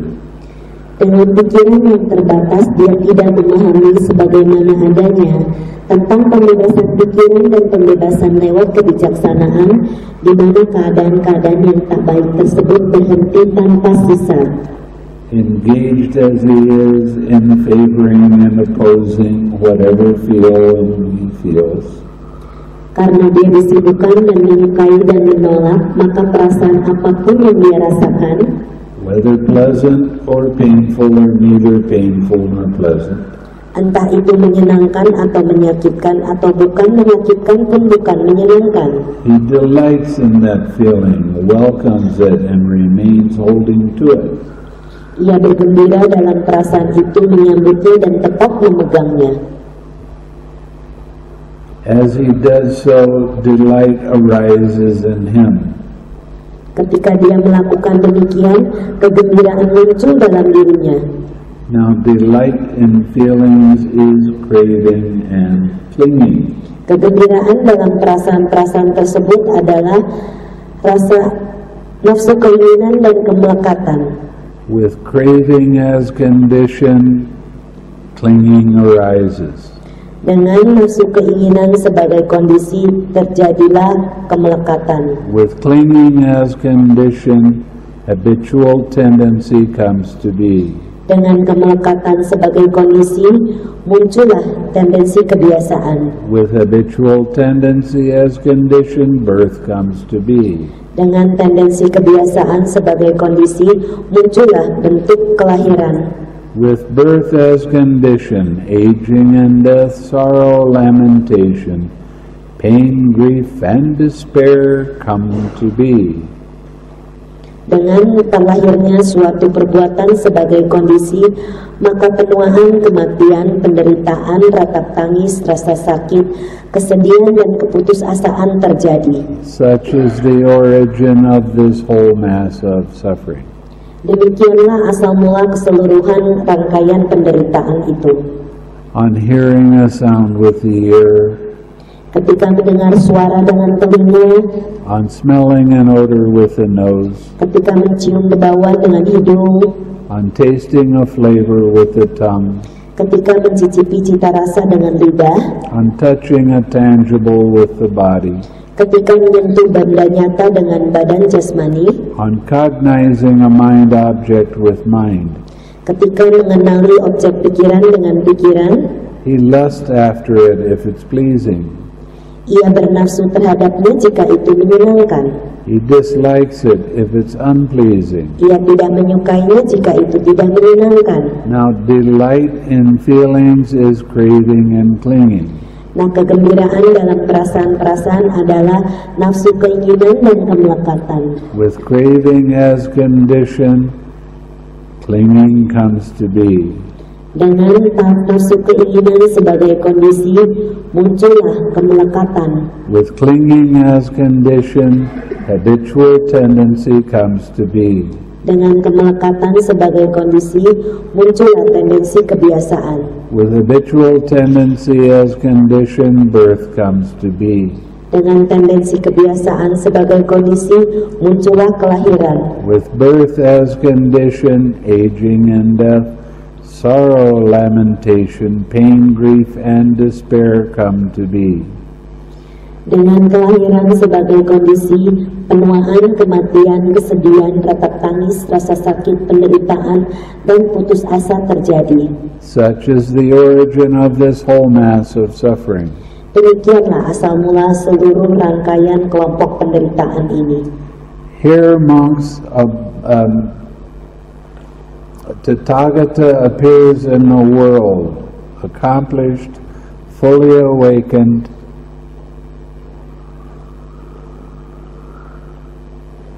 di sini para bhikkhu Tathagata muncul di dunia, mantap sepenuhnya tercerahkan, perfect in true knowledge and conduct, murni dengan perbuatannya, sublime knower of the worlds, incomparable leader of persons to be tamed.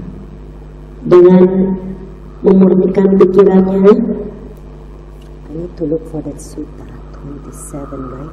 It's 27, number 11. Sorry, I didn't tell you.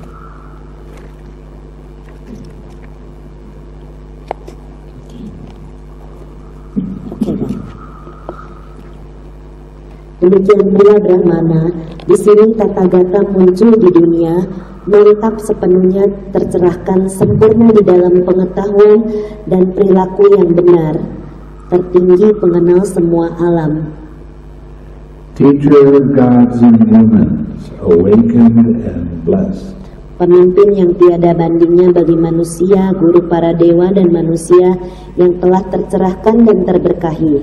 He declares this world with its gods, its maras, and its brahmas. Ia menyatakan dunia ini dengan para dewa, para mara dan brahmana. This generation with its rituses and brahmins. Generasi ini dengan para petapa dan brahmananya. Its princes and its people. Pangeran dan rakyatnya. Which he has himself realized with direct knowledge.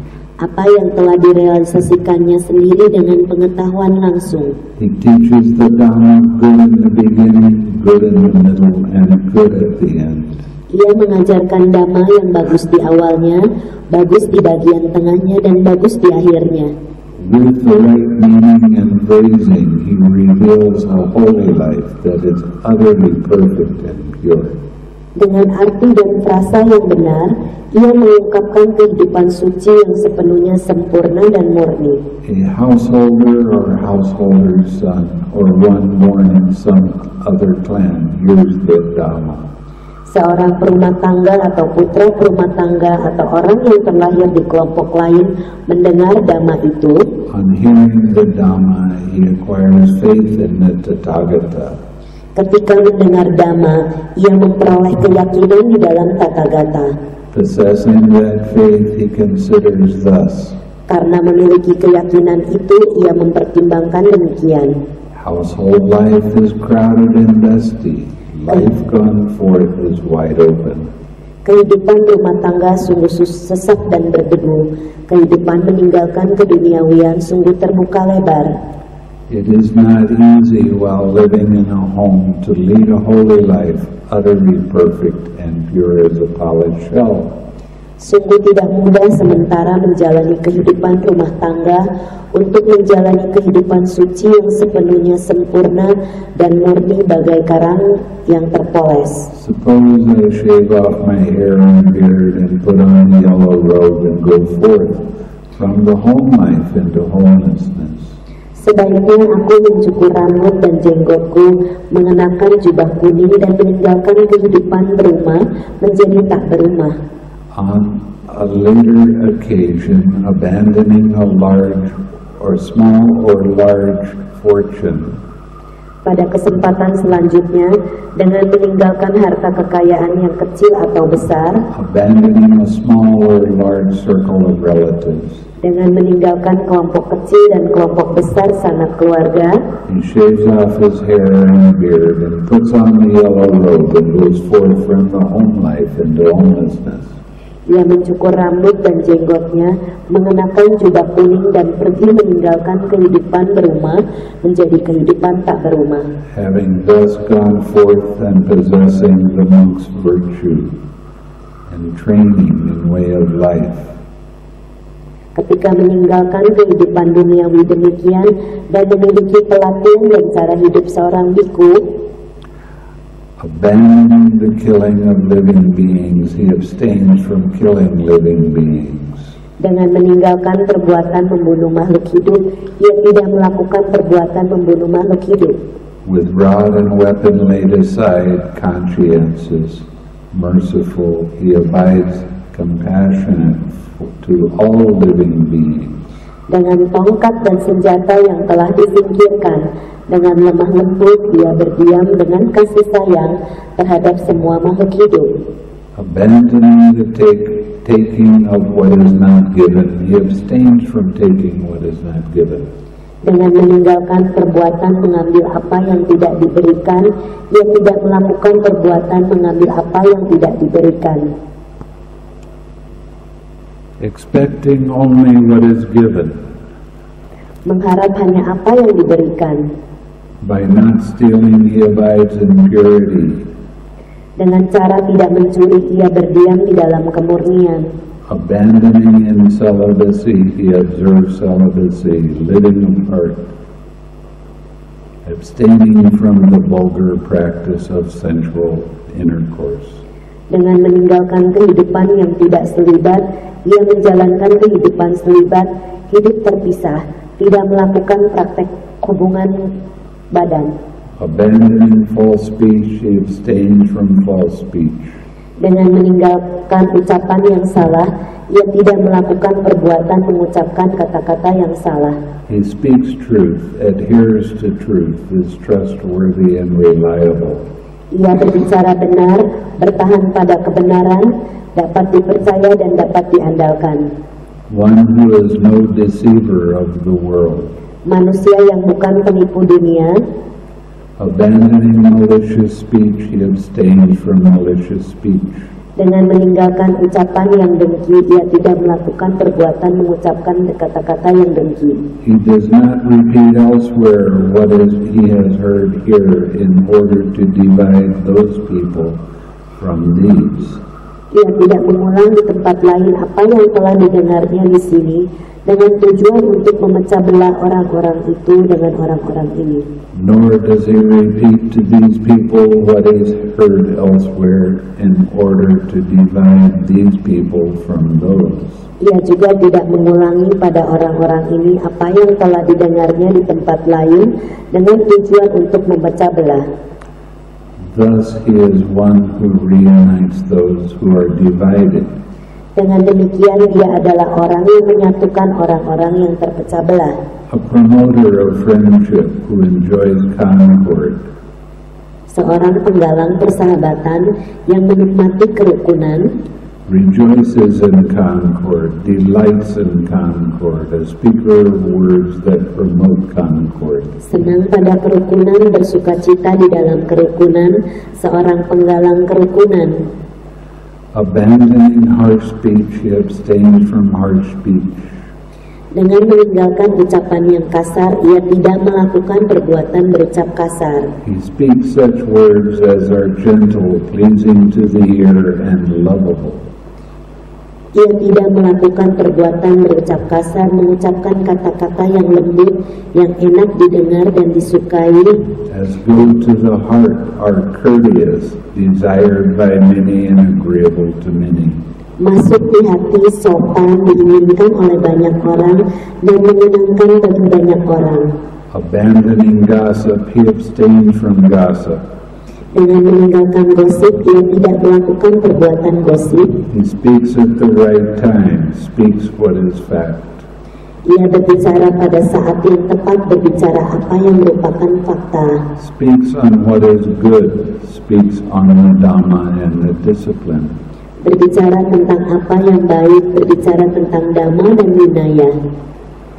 At the right time, he speaks such words as are worth recording, reasonable, moderate, and beneficial.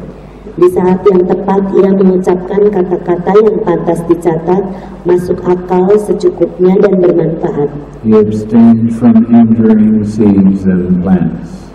Ia tidak melakukan perbuatan menyakiti benih dan tanaman. He practices eating only one meal a day. Ia berlatih makan hanya di satu bagian hari, Abstaining from eating at night and outside the proper time. tidak makan di malam hari dan di luar waktu yang tepat. He abstains from dancing, singing, music, and theatrical shows. Ia tidak menari, tidak menyanyi, tidak bermain musik, dan tidak menonton teater.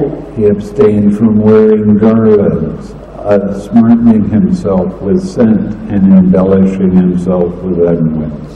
Ia tidak mengenakan karangan bunga, memakai wangi-wangian, dan mengenakan perhiasan. He abstained from high and large couches. Ia tidak tidur di tempat tidur yang tinggi dan besar. He abstained from accepting gold and silver. Ia tidak menerima emas dan perak.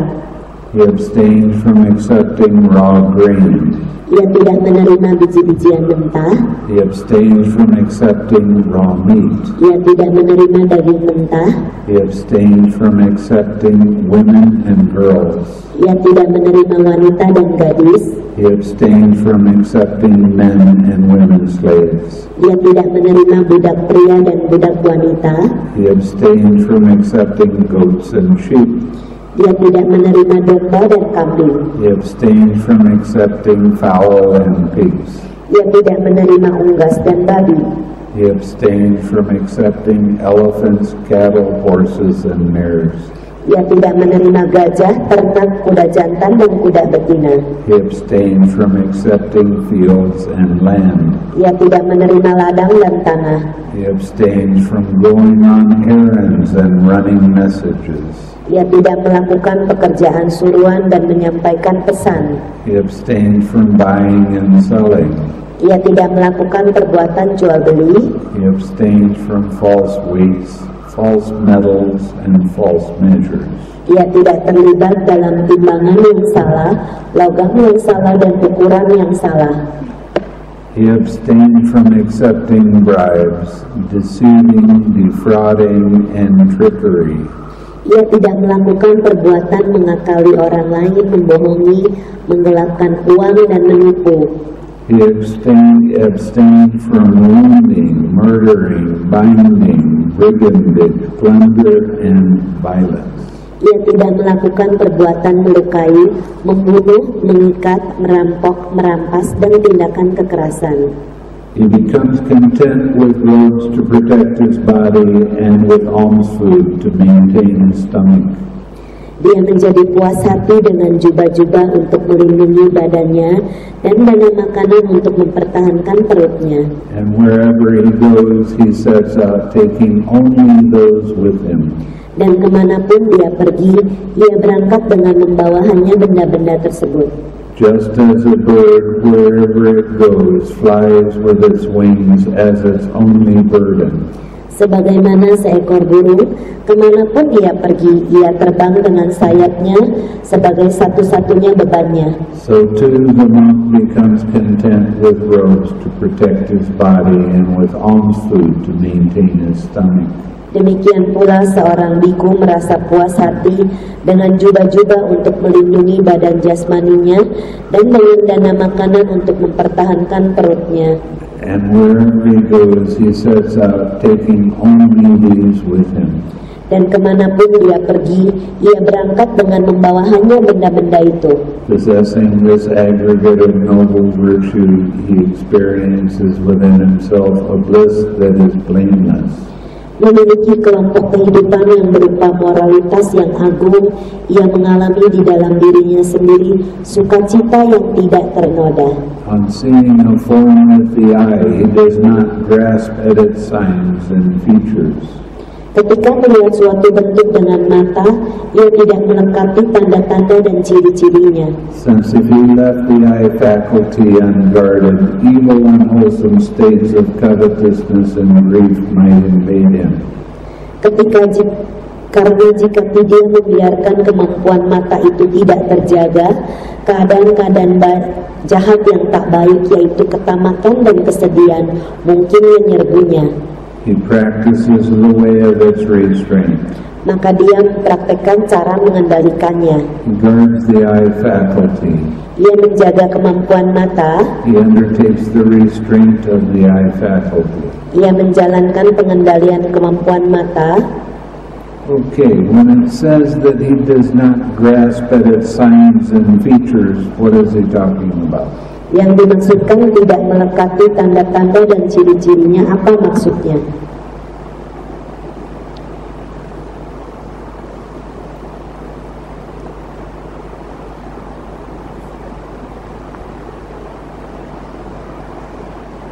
Everybody's staring back at me.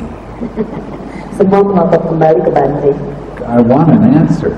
What is the signs and features? Apa yang dimaksud dengan tanda-tanda dan ciri-cirinya? No, not feeling.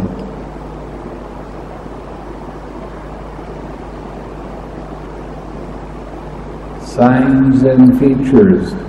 You, the women here, if you see somebody that's very handsome, do you notice him? Apakah kalau wanita melihat seseorang laki-laki yang ganteng, Anda perhatikan?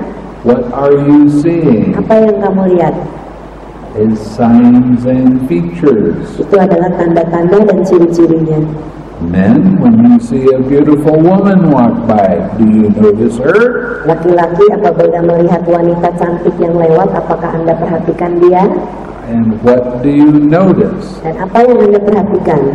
The signs and features. Itu tanda-tanda dan ciri-cirinya.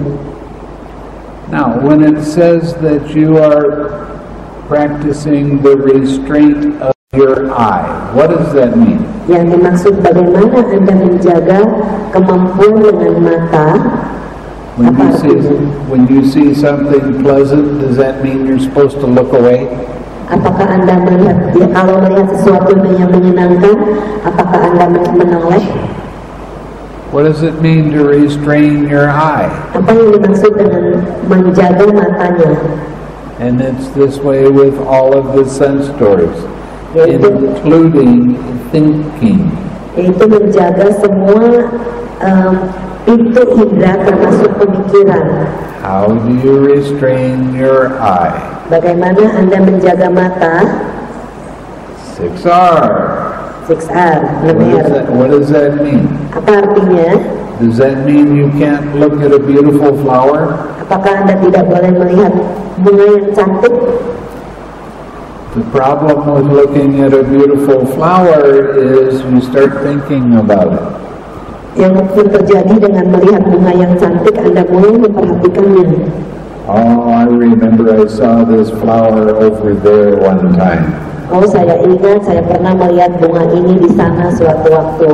And actually there was a lot more of those flowers. Dan sesungguhnya banyak sekali bunga-bunga itu di sana. Oh, I remember one time. Oh, saya ingat satu waktu. I saw these at my aunt's house. Saya melihat ini di rumah teman saya. And all of a sudden you're looking at the flower, but your mind is 1,000 miles away, thinking about this or that. Tiba-tiba dengan hanya melihat bunga itu, pikiran Anda jauh 1.000 kilometer memikirkan ini atau itu. So you're not really seeing the flower anymore. Jadi Anda sesungguhnya tidak benar-benar melihat bunga itu lagi. Because you're thinking so much. Karena Anda berpikir terlalu banyak. Now when I heard about this, I was taking a retreat. Sewaktu Bante melihat ini, beliau sedang mengikuti satu retret meditasi. And in case you haven't noticed, I do like mangoes. You do like? Mango. Oh, seperti yang Anda ketahui, beliau sangat menyukai mangga. But I heard about restraining the tongue. Dan beliau mendengar untuk menjaga lidahnya. And I wondered what that really meant. Dan beliau memikirkan apa itu artinya. So I took a bite of the mango and I put it on my tongue.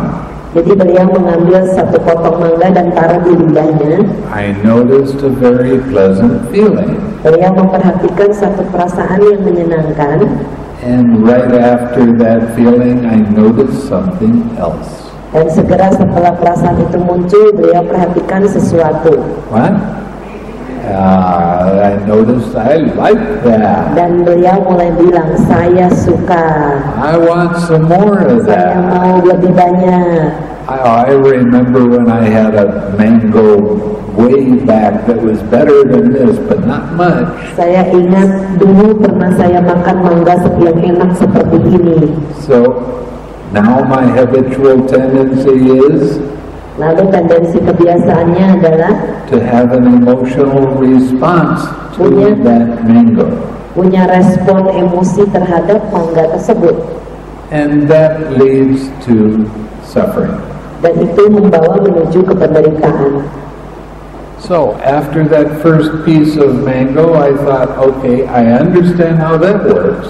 Jadi setelah mencicipi rasa mangga itu, beliau mengerti seperti apa itu bekerja. What happens if I try that again, but I be more mindful? Apa yang terjadi kalau beliau melakukan itu lagi dengan penuh sati atau kewaspadaan? So I took another piece of mango and put it on my tongue. Kemudian beliau mengambil lagi sepotong mangga dan taruh di lidah. It was a pleasant feeling, Itu perasaan yang menyenangkan, but I 6R'd. tapi beliau 6R-kan. And I completely tasted that mango.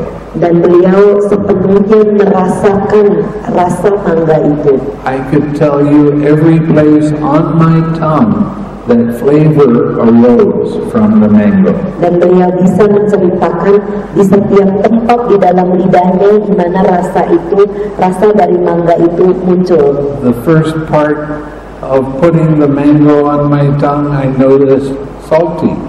Pertama yang diperhatikan adalah rasa asin dari mangga, And in another place, I noticed sweet. dan di tempat lain diperhatikan rasa manis. And how I could notice on my entire tongue Dan beliau bisa memperhatikan lidahnya secara keseluruhan. all of the different tastes of mango. Semua perasaan dari mangga tersebut. Now, I found that completely remarkable.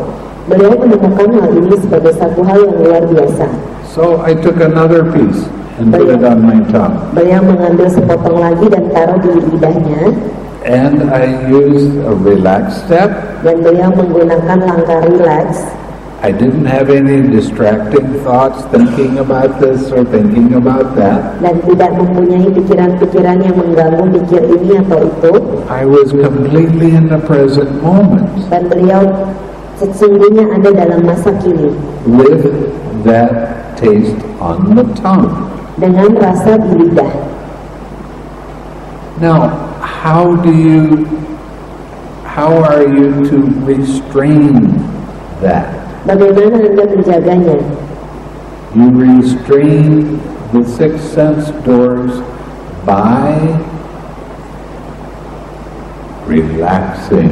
Anda menjaga 6 landasan indera itu dengan merilekskan. So you use the 6R's at each of the sense doors. Anda gunakan 6R di setiap pintu indera. And you actually appreciate whatever sense door you have more completely. Dan Anda lebih bisa menghargai apapun yang terjadi di dalam pintu indera itu dengan sepenuhnya. And you stay in the present moment because you're not thinking, you're actually being in the present moment. Dan Anda dalam masa kini karena tidak memikirkan, tetapi hanya ada dalam masa kini saat itu. That's the importance of letting go of your craving. Itulah sebabnya bagaimana melepaskan tanha atau nafsu keinginan itu. The more you let go of the craving and relax, the more clear your mind becomes, so it stays in the present moment. Semakin Anda banyak menggunakan langkah 6R itu, semakin lama Anda tetap tinggal berada dalam masa kini dan bisa mengalaminya. That's what restraining your eye or ear or tongue or nose, whatever. Itulah yang dimaksud dengan menjaga mata, hidung, telinga, lidah, apapun. That's what it really means. Itulah yang dimaksudkan di sini. You use the 6 R's. Anda gunakan 6R. You don't have any other distractions arise. Anda tidak punya gangguan-gangguan lain muncul. When you let go of craving, guess what happens? Saat Anda melepaskan tanha atau keinginan, tebak apa yang terjadi? You start to get more happy. Anda mulai merasakan lebih bahagia. And you start to have more and more of a balanced mind. Dan Anda semakin punya pikiran yang seimbang. Because you 6R, when craving first arises, you don't have emotional responses so often. Karena pada saat ada satu perasaan muncul, Anda langsung 6R-kan, maka tidak ada emosi respon tentang emosi itu muncul. And that definitely leads to your well-being and other people around you become happy too. Dan itu membawa ke dalam kesejahteraan diri Anda sendiri dan juga orang-orang di seputar Anda. So restraining the 6 sense doors means 6Ring the 6 sense doors. Jadi menjaga pintu indera yang dimaksud adalah melakukan 6R di semua pintu indera. Okay? Let's go back to it. Okay. Okay. On cognizing a mind object with mind, Ketika mengenali objek-objek pikiran dengan pikiran, he does not grasp at its signs and features. ia tidak melekati tanda-tanda dan ciri-cirinya. Since if he left the mind faculty unguarded, evil unwholesome states of covetousness and grief might invade him. Karena jika dia membiarkan kemampuan pikiran itu tidak terjaga, keadaan-keadaan jahat yang tak baik, yaitu ketamakan dan kesedihan, mungkin menyerbunya. He practices the way of its restraint. Maka dia mempraktekkan cara mengendalikannya. He guards the mind faculty. Ia menjaga kemampuan pikiran. He undertakes the restraint of the mind faculty. Ia menjaga pengendalian kemampuan pikiran. Possessing this noble restraint of the faculties, Memiliki pengendalian agung terhadap kemampuan-kemampuan ini, he experiences within himself a bliss that is unsullied. ia mengalami di dalam dirinya sendiri sukacita yang tidak ternoda. He becomes one who acts in full awareness when going forward and returning. Ia menjadi orang yang bertindak di dalam kesadaran penuh ketika berjalan pergi dan kembali. Who acts in full awareness when looking ahead and looking away. Yang bertindak di dalam kesadaran penuh ketika memandang ke depan dan memandang ke samping. Who acts in full awareness when flexing and extending his limbs. Yang bertindak di dalam kesadaran penuh ketika menarik dan menjulurkan kaki dan tangannya. Who acts in full awareness when wearing his clothes, his robes, and carrying his outer robe and bowl. Yang bertindak di dalam kesadaran penuh ketika mengenakan jubahnya dan membawa jubah luar serta mangkuk patahnya. Who acts in full awareness when eating, drinking, consuming food, and tasting. Yang bertindak di dalam kesadaran penuh ketika makan, minum, mengkonsumsi makanan dan mencicipi. Who acts in full awareness when defecating and urinating. Yang bertindak dalam kesadaran penuh ketika buang air besar dan buang air kecil. Who acts in full awareness when walking, standing, sitting, falling asleep, waking up, talking, and keeping silent. Yang bertindak di dalam kesadaran penuh ketika sedang berjalan, berdiri, duduk, tertidur, bangun tidur, berbicara dan tidak berbicara. Possessing this aggregate of noble virtue. memiliki kelompok kehidupan yang berupa moralitas yang agung ini, and this noble restraint of the faculties, dan pengendalian agung terhadap kemampuan-kemampuan ini, possessing this noble mindfulness and full awareness, memiliki kewaspadaan agung dan kesadaran penuh ini, he resorts to a secluded resting place. Ia pergi ke suatu tempat peristirahatan yang terpencil. The forest, the root of a tree, a mountain, a ravine, a hillside cave, a charnel ground, a jungle thicket, an open space, a heap of straw. Di hutan, akar pohon, gunung, jurang, gua di sisi bukit, tanah kuburan, semak di hutan, tempat terbuka dan onggokan jerami. On returning from his alms round after his meal, he sits down, folding his legs crosswise, setting his body erect and establishing mindfulness before him. Ketika kembali dari mengumpulkan dana makanan, setelah makan dia duduk, menekuk kakinya untuk bersila, mengatur badannya agar tegak dan memantapkan kewaspadaan di hadapannya.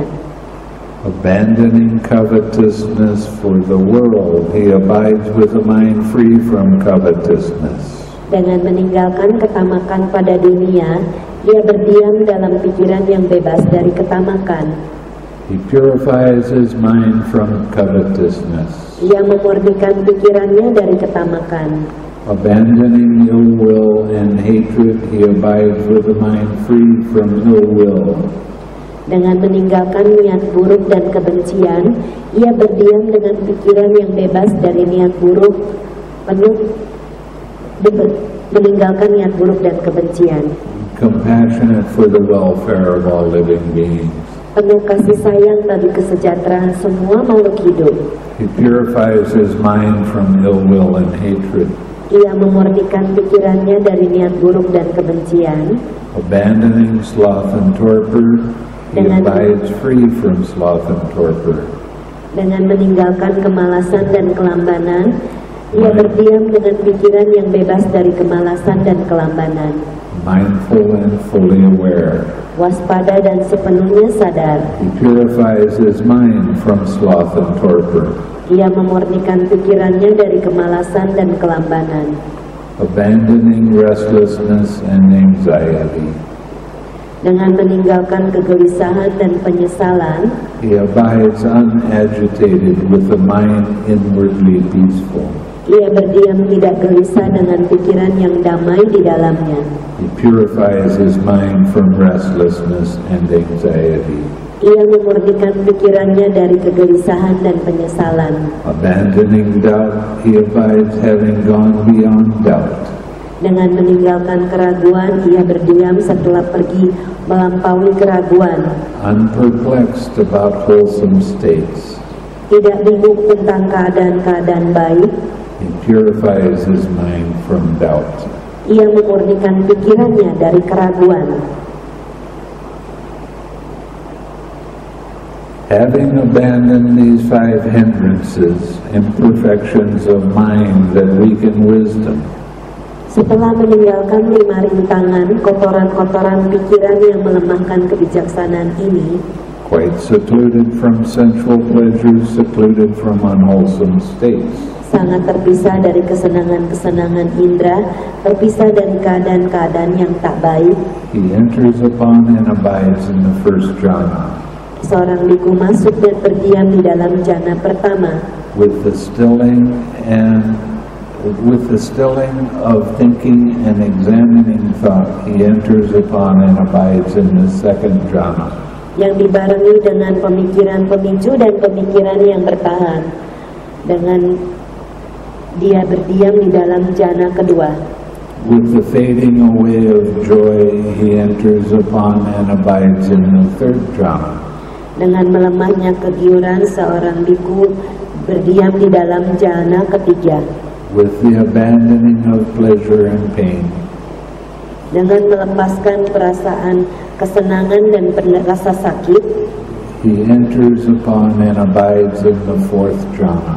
Ia masuk dan berdiam di dalam jhana keempat. which has neither pain nor pleasure, and purity of mindfulness, duty, equanimity. Yang memiliki bukan penderitaan pun bukan kesenangan, kemurnian, kewaspadaan yang disebabkan ketenang-seimbangan. On seeing a form with the eye, he does not lust after it if it's pleasing. 40. Oh, Go back in 38. okay. And in section 40. Ketika melihat bentuk dengan mata, ia tidak bernafsu terhadapnya jika itu menyenangkan. He does not dislike it if it's unpleasing. Dia tidak membencinya jika itu tidak menyenangkan. He abides with mindfulness of the body established. Ia berdiam dengan penuh perhatian pada badan jasmani yang telah kokoh, with an immeasurable mind. dengan pikiran yang tak terukur. And what does that say? Apa yang dimaksudkan di sini? It says that you are practicing your mindfulness and 6R. Anda mempraktekkan kewaspadaan dan melakukan 6R. And with an immeasurable mind means that you're practicing one of the Brahma Viharas. Dan dengan melakukan ini Anda mempraktekkan salah satu dari Brahma Wihara. And he understands as it actually is the deliverance of mind and deliverance by wisdom. Ia memahami sebagaimana adanya pembebasan pikiran dan pembebasan lewat kebijaksanaan, wherein these evil, unwholesome states cease without remainder. di mana keadaan-keadaan tak baik yang jahat itu telah berhenti tanpa sisa.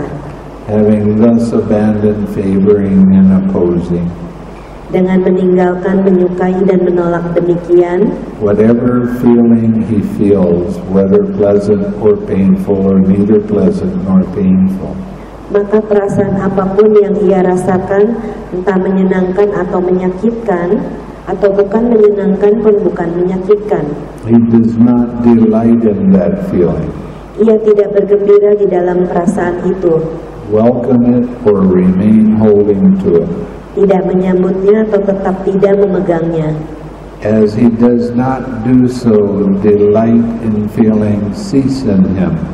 Karena ia tidak melakukan demikian, kegembiraan pada perasaan-perasaan pun berhenti di dalam dirinya. With cessation of his delight comes cessation of clinging. Dengan berhentinya kegembiraan, muncullah berhentinya kemelekatan. With the cessation of clinging, cessation of craving. Dengan berhentinya kemelekatan, berhentinya nafsu keinginan.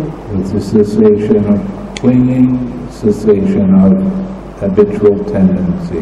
Dengan berhentinya kemelekatan, berhentinya tendensi kebiasaan. With the cessation of habitual tendency, cessation of birth. Dengan berhentinya tendensi kebiasaan, berhentinya kelahiran perbuatan. With the cessation of birth, aging and death, sorrow, lamentation, pain, grief, and despair cease. Dengan berhentinya kelahiran, berhentilah penuaan dan kematian, kesedihan, ratap tangis, rasa sakit, penderitaan, dan keputusasaan berhenti pula. Such is the cessation of this whole mass of suffering. Demikianlah berhentinya seluruh masa penderitaan ini. On hearing a sound with the ear, Ketika mendengar suara dengan telinga, on smelling an odor with the nose, ketika mencium bauan dengan hidung, on tasting a flavor with the tongue, ketika mencicipi cita rasa dengan lidah, on touching a tangible with the body, ketika menyentuh benda nyata dengan badan jasmani, on cognizing a mind object with mind. ketika mengenali objek-objek pikiran dengan pikiran, He does not lust after it if it's pleasing. ia tidak bernafsu terhadapnya jika itu menyenangkan. He does not dislike it if it's unpleasing. Ia tidak membencinya jika itu tidak menyenangkan. With the cessation of delight comes the cessation of craving. Dengan berhentinya kegembiraan, berhentilah kemelekatan. With the cessation of craving comes cessation of clinging. Dengan berhentinya keinginan, berhentinya kemelekatan. With the cessation of clinging, cessation of habitual tendency. Dengan berhentinya kemelekatan, berhentinya tendensi kebiasaan. With the cessation of habitual tendency, cessation of birth. Dengan berhentinya tendensi kebiasaan, berhentinya kelahiran. With the cessation of birth, aging and death, sorrow, lamentation, pain, grief, and despair cease. Dengan berhentinya kelahiran, berhenti pula penuaan, kematian, penderitaan, ratap tangis, rasa sakit, kesedihan, dan keputusasaan. Such is the cessation of this whole mass of suffering. Demikianlah berhentinya seluruh masa penderitaan ini. Monks, remember this discourse of mine briefly as delivered in the destruction of craving. Para bhikkhu, ingatlah pembebasan melalui hancurnya nafsu keinginan ini sebagaimana diajarkan secara ringkas olehku. This was a short discourse. Ini merupakan sutta yang singkat. Often the Buddha would give a discourse that lasted all night. Seringkali Sang Buddha memberikan dhamma desana yang berlangsung sepanjang malam. And you were not allowed to get up and go to the bathroom. Dan Anda tidak diizinkan untuk bangun dan pergi ke toilet.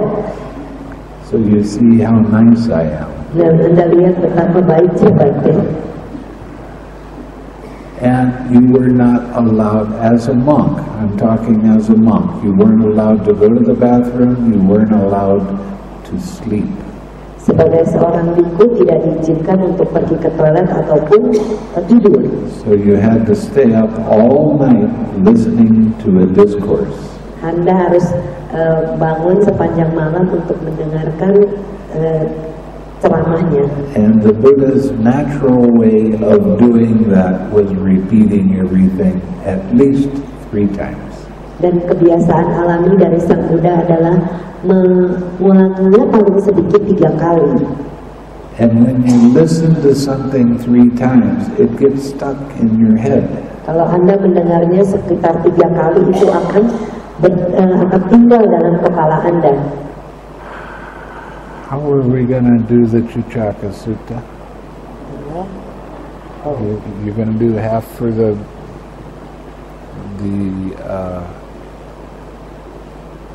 Bahasa speakers, and Kema can do it for the English speakers. But where will Kema do it? In the dining hall? Is that okay? In the dining hall or your kuti? Oh, not my kuti. That part, that area, no. Dining hall would be better. Okay. Yeah, her voice is louder than me. Huh? Her voice is louder because that place is kind of big too. Yeah. So you get to use the loudspeaker. Okay. Tomorrow night, besok malam, you are going to have a wonderful opportunity. Anda akan mendapatkan satu kesempatan luar biasa. To listen to probably the most powerful sutta in the Middle Link sayings. Untuk mendengarkan satu sutta yang sangat luar biasa punya kekuatan dari Majjhima Nikaya. It has an amazing amount of repetition in it. Di sana banyak sekali repetisi atau pengulangan di dalamnya. And if you are really attentive and listen without getting bored because it's saying the same things over and over and over again.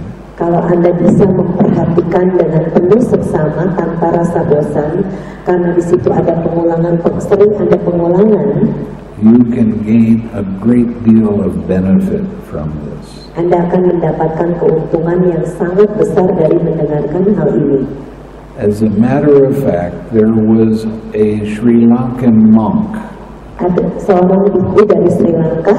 All he did his whole life was recite this sutta over and over again for other people. Sepanjang kehidupan bhikkhu ini beliau selalu membacakan sutta ini berulang-ulang kepada banyak orang. And actually a lot of people became arahats because of this. Dan karena mendengar sutta ini banyak sekali orang yang mencapai tingkat arahat. So tomorrow night be very attentive. Don't be moving around. It'll only last for an hour or so. Besok malam dengarkan dengan baik-baik, jangan bergerak dan cuma berlangsung sekitar 1 jaman. People that speak Bahasa will be here for that Dhamma talk. Yang berbicara bahasa Indonesia tinggal di dalam Dhamma Hall ini. The English speakers can be in the dining hall with Sister Kema. Yang berbicara bahasa Inggris boleh pergi ke ruang makan bersama Sister Kema. Who has, by the way, memorized this sutta? Yang beliau sudah menghafal sutta ini. Oh, shucks.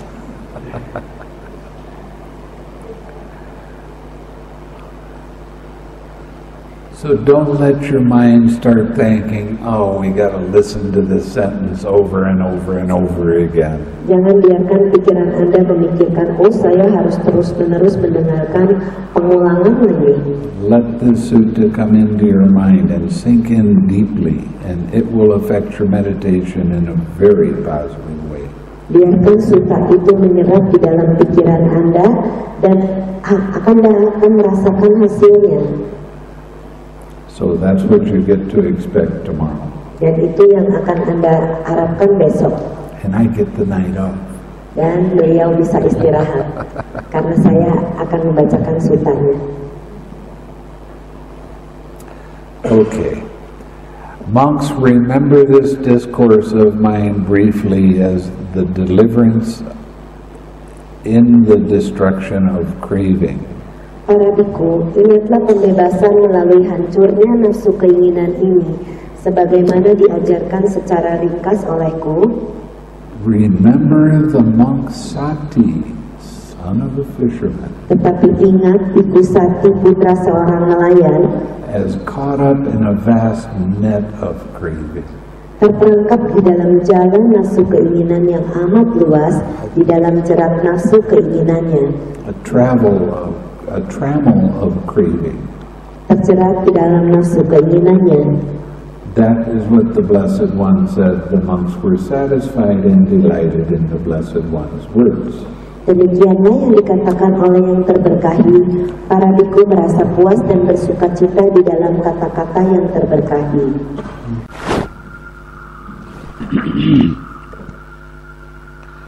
May suffering ones be suffering free, and the fear-struck fearless be. May the grieving shed all grief, and may all beings find relief. Semoga yang menderita bebas dari derita, semoga yang merasa takut bebas dari rasa takut, semoga yang berduka menghapus semua dukanya, dan semoga semua makhluk menemukan kelegaannya. May all beings share this merit that we have thus acquired for the acquisition of all kinds of happiness. Semoga semua makhluk membagi jasa yang telah kami peroleh untuk memperoleh semua jenis kebahagiaan. May beings inhabiting space and earth, devas and nagas of mighty power share this merit of ours. Semoga semua makhluk di angkasa dan bumi, para dewa dan naga yang perkasa, berbagi jasa-jasa kami ini. May they long protect the Buddha's dispensation. Semoga mereka terus melindungi ajaran Buddha. Sadhu, sadhu, sadhu.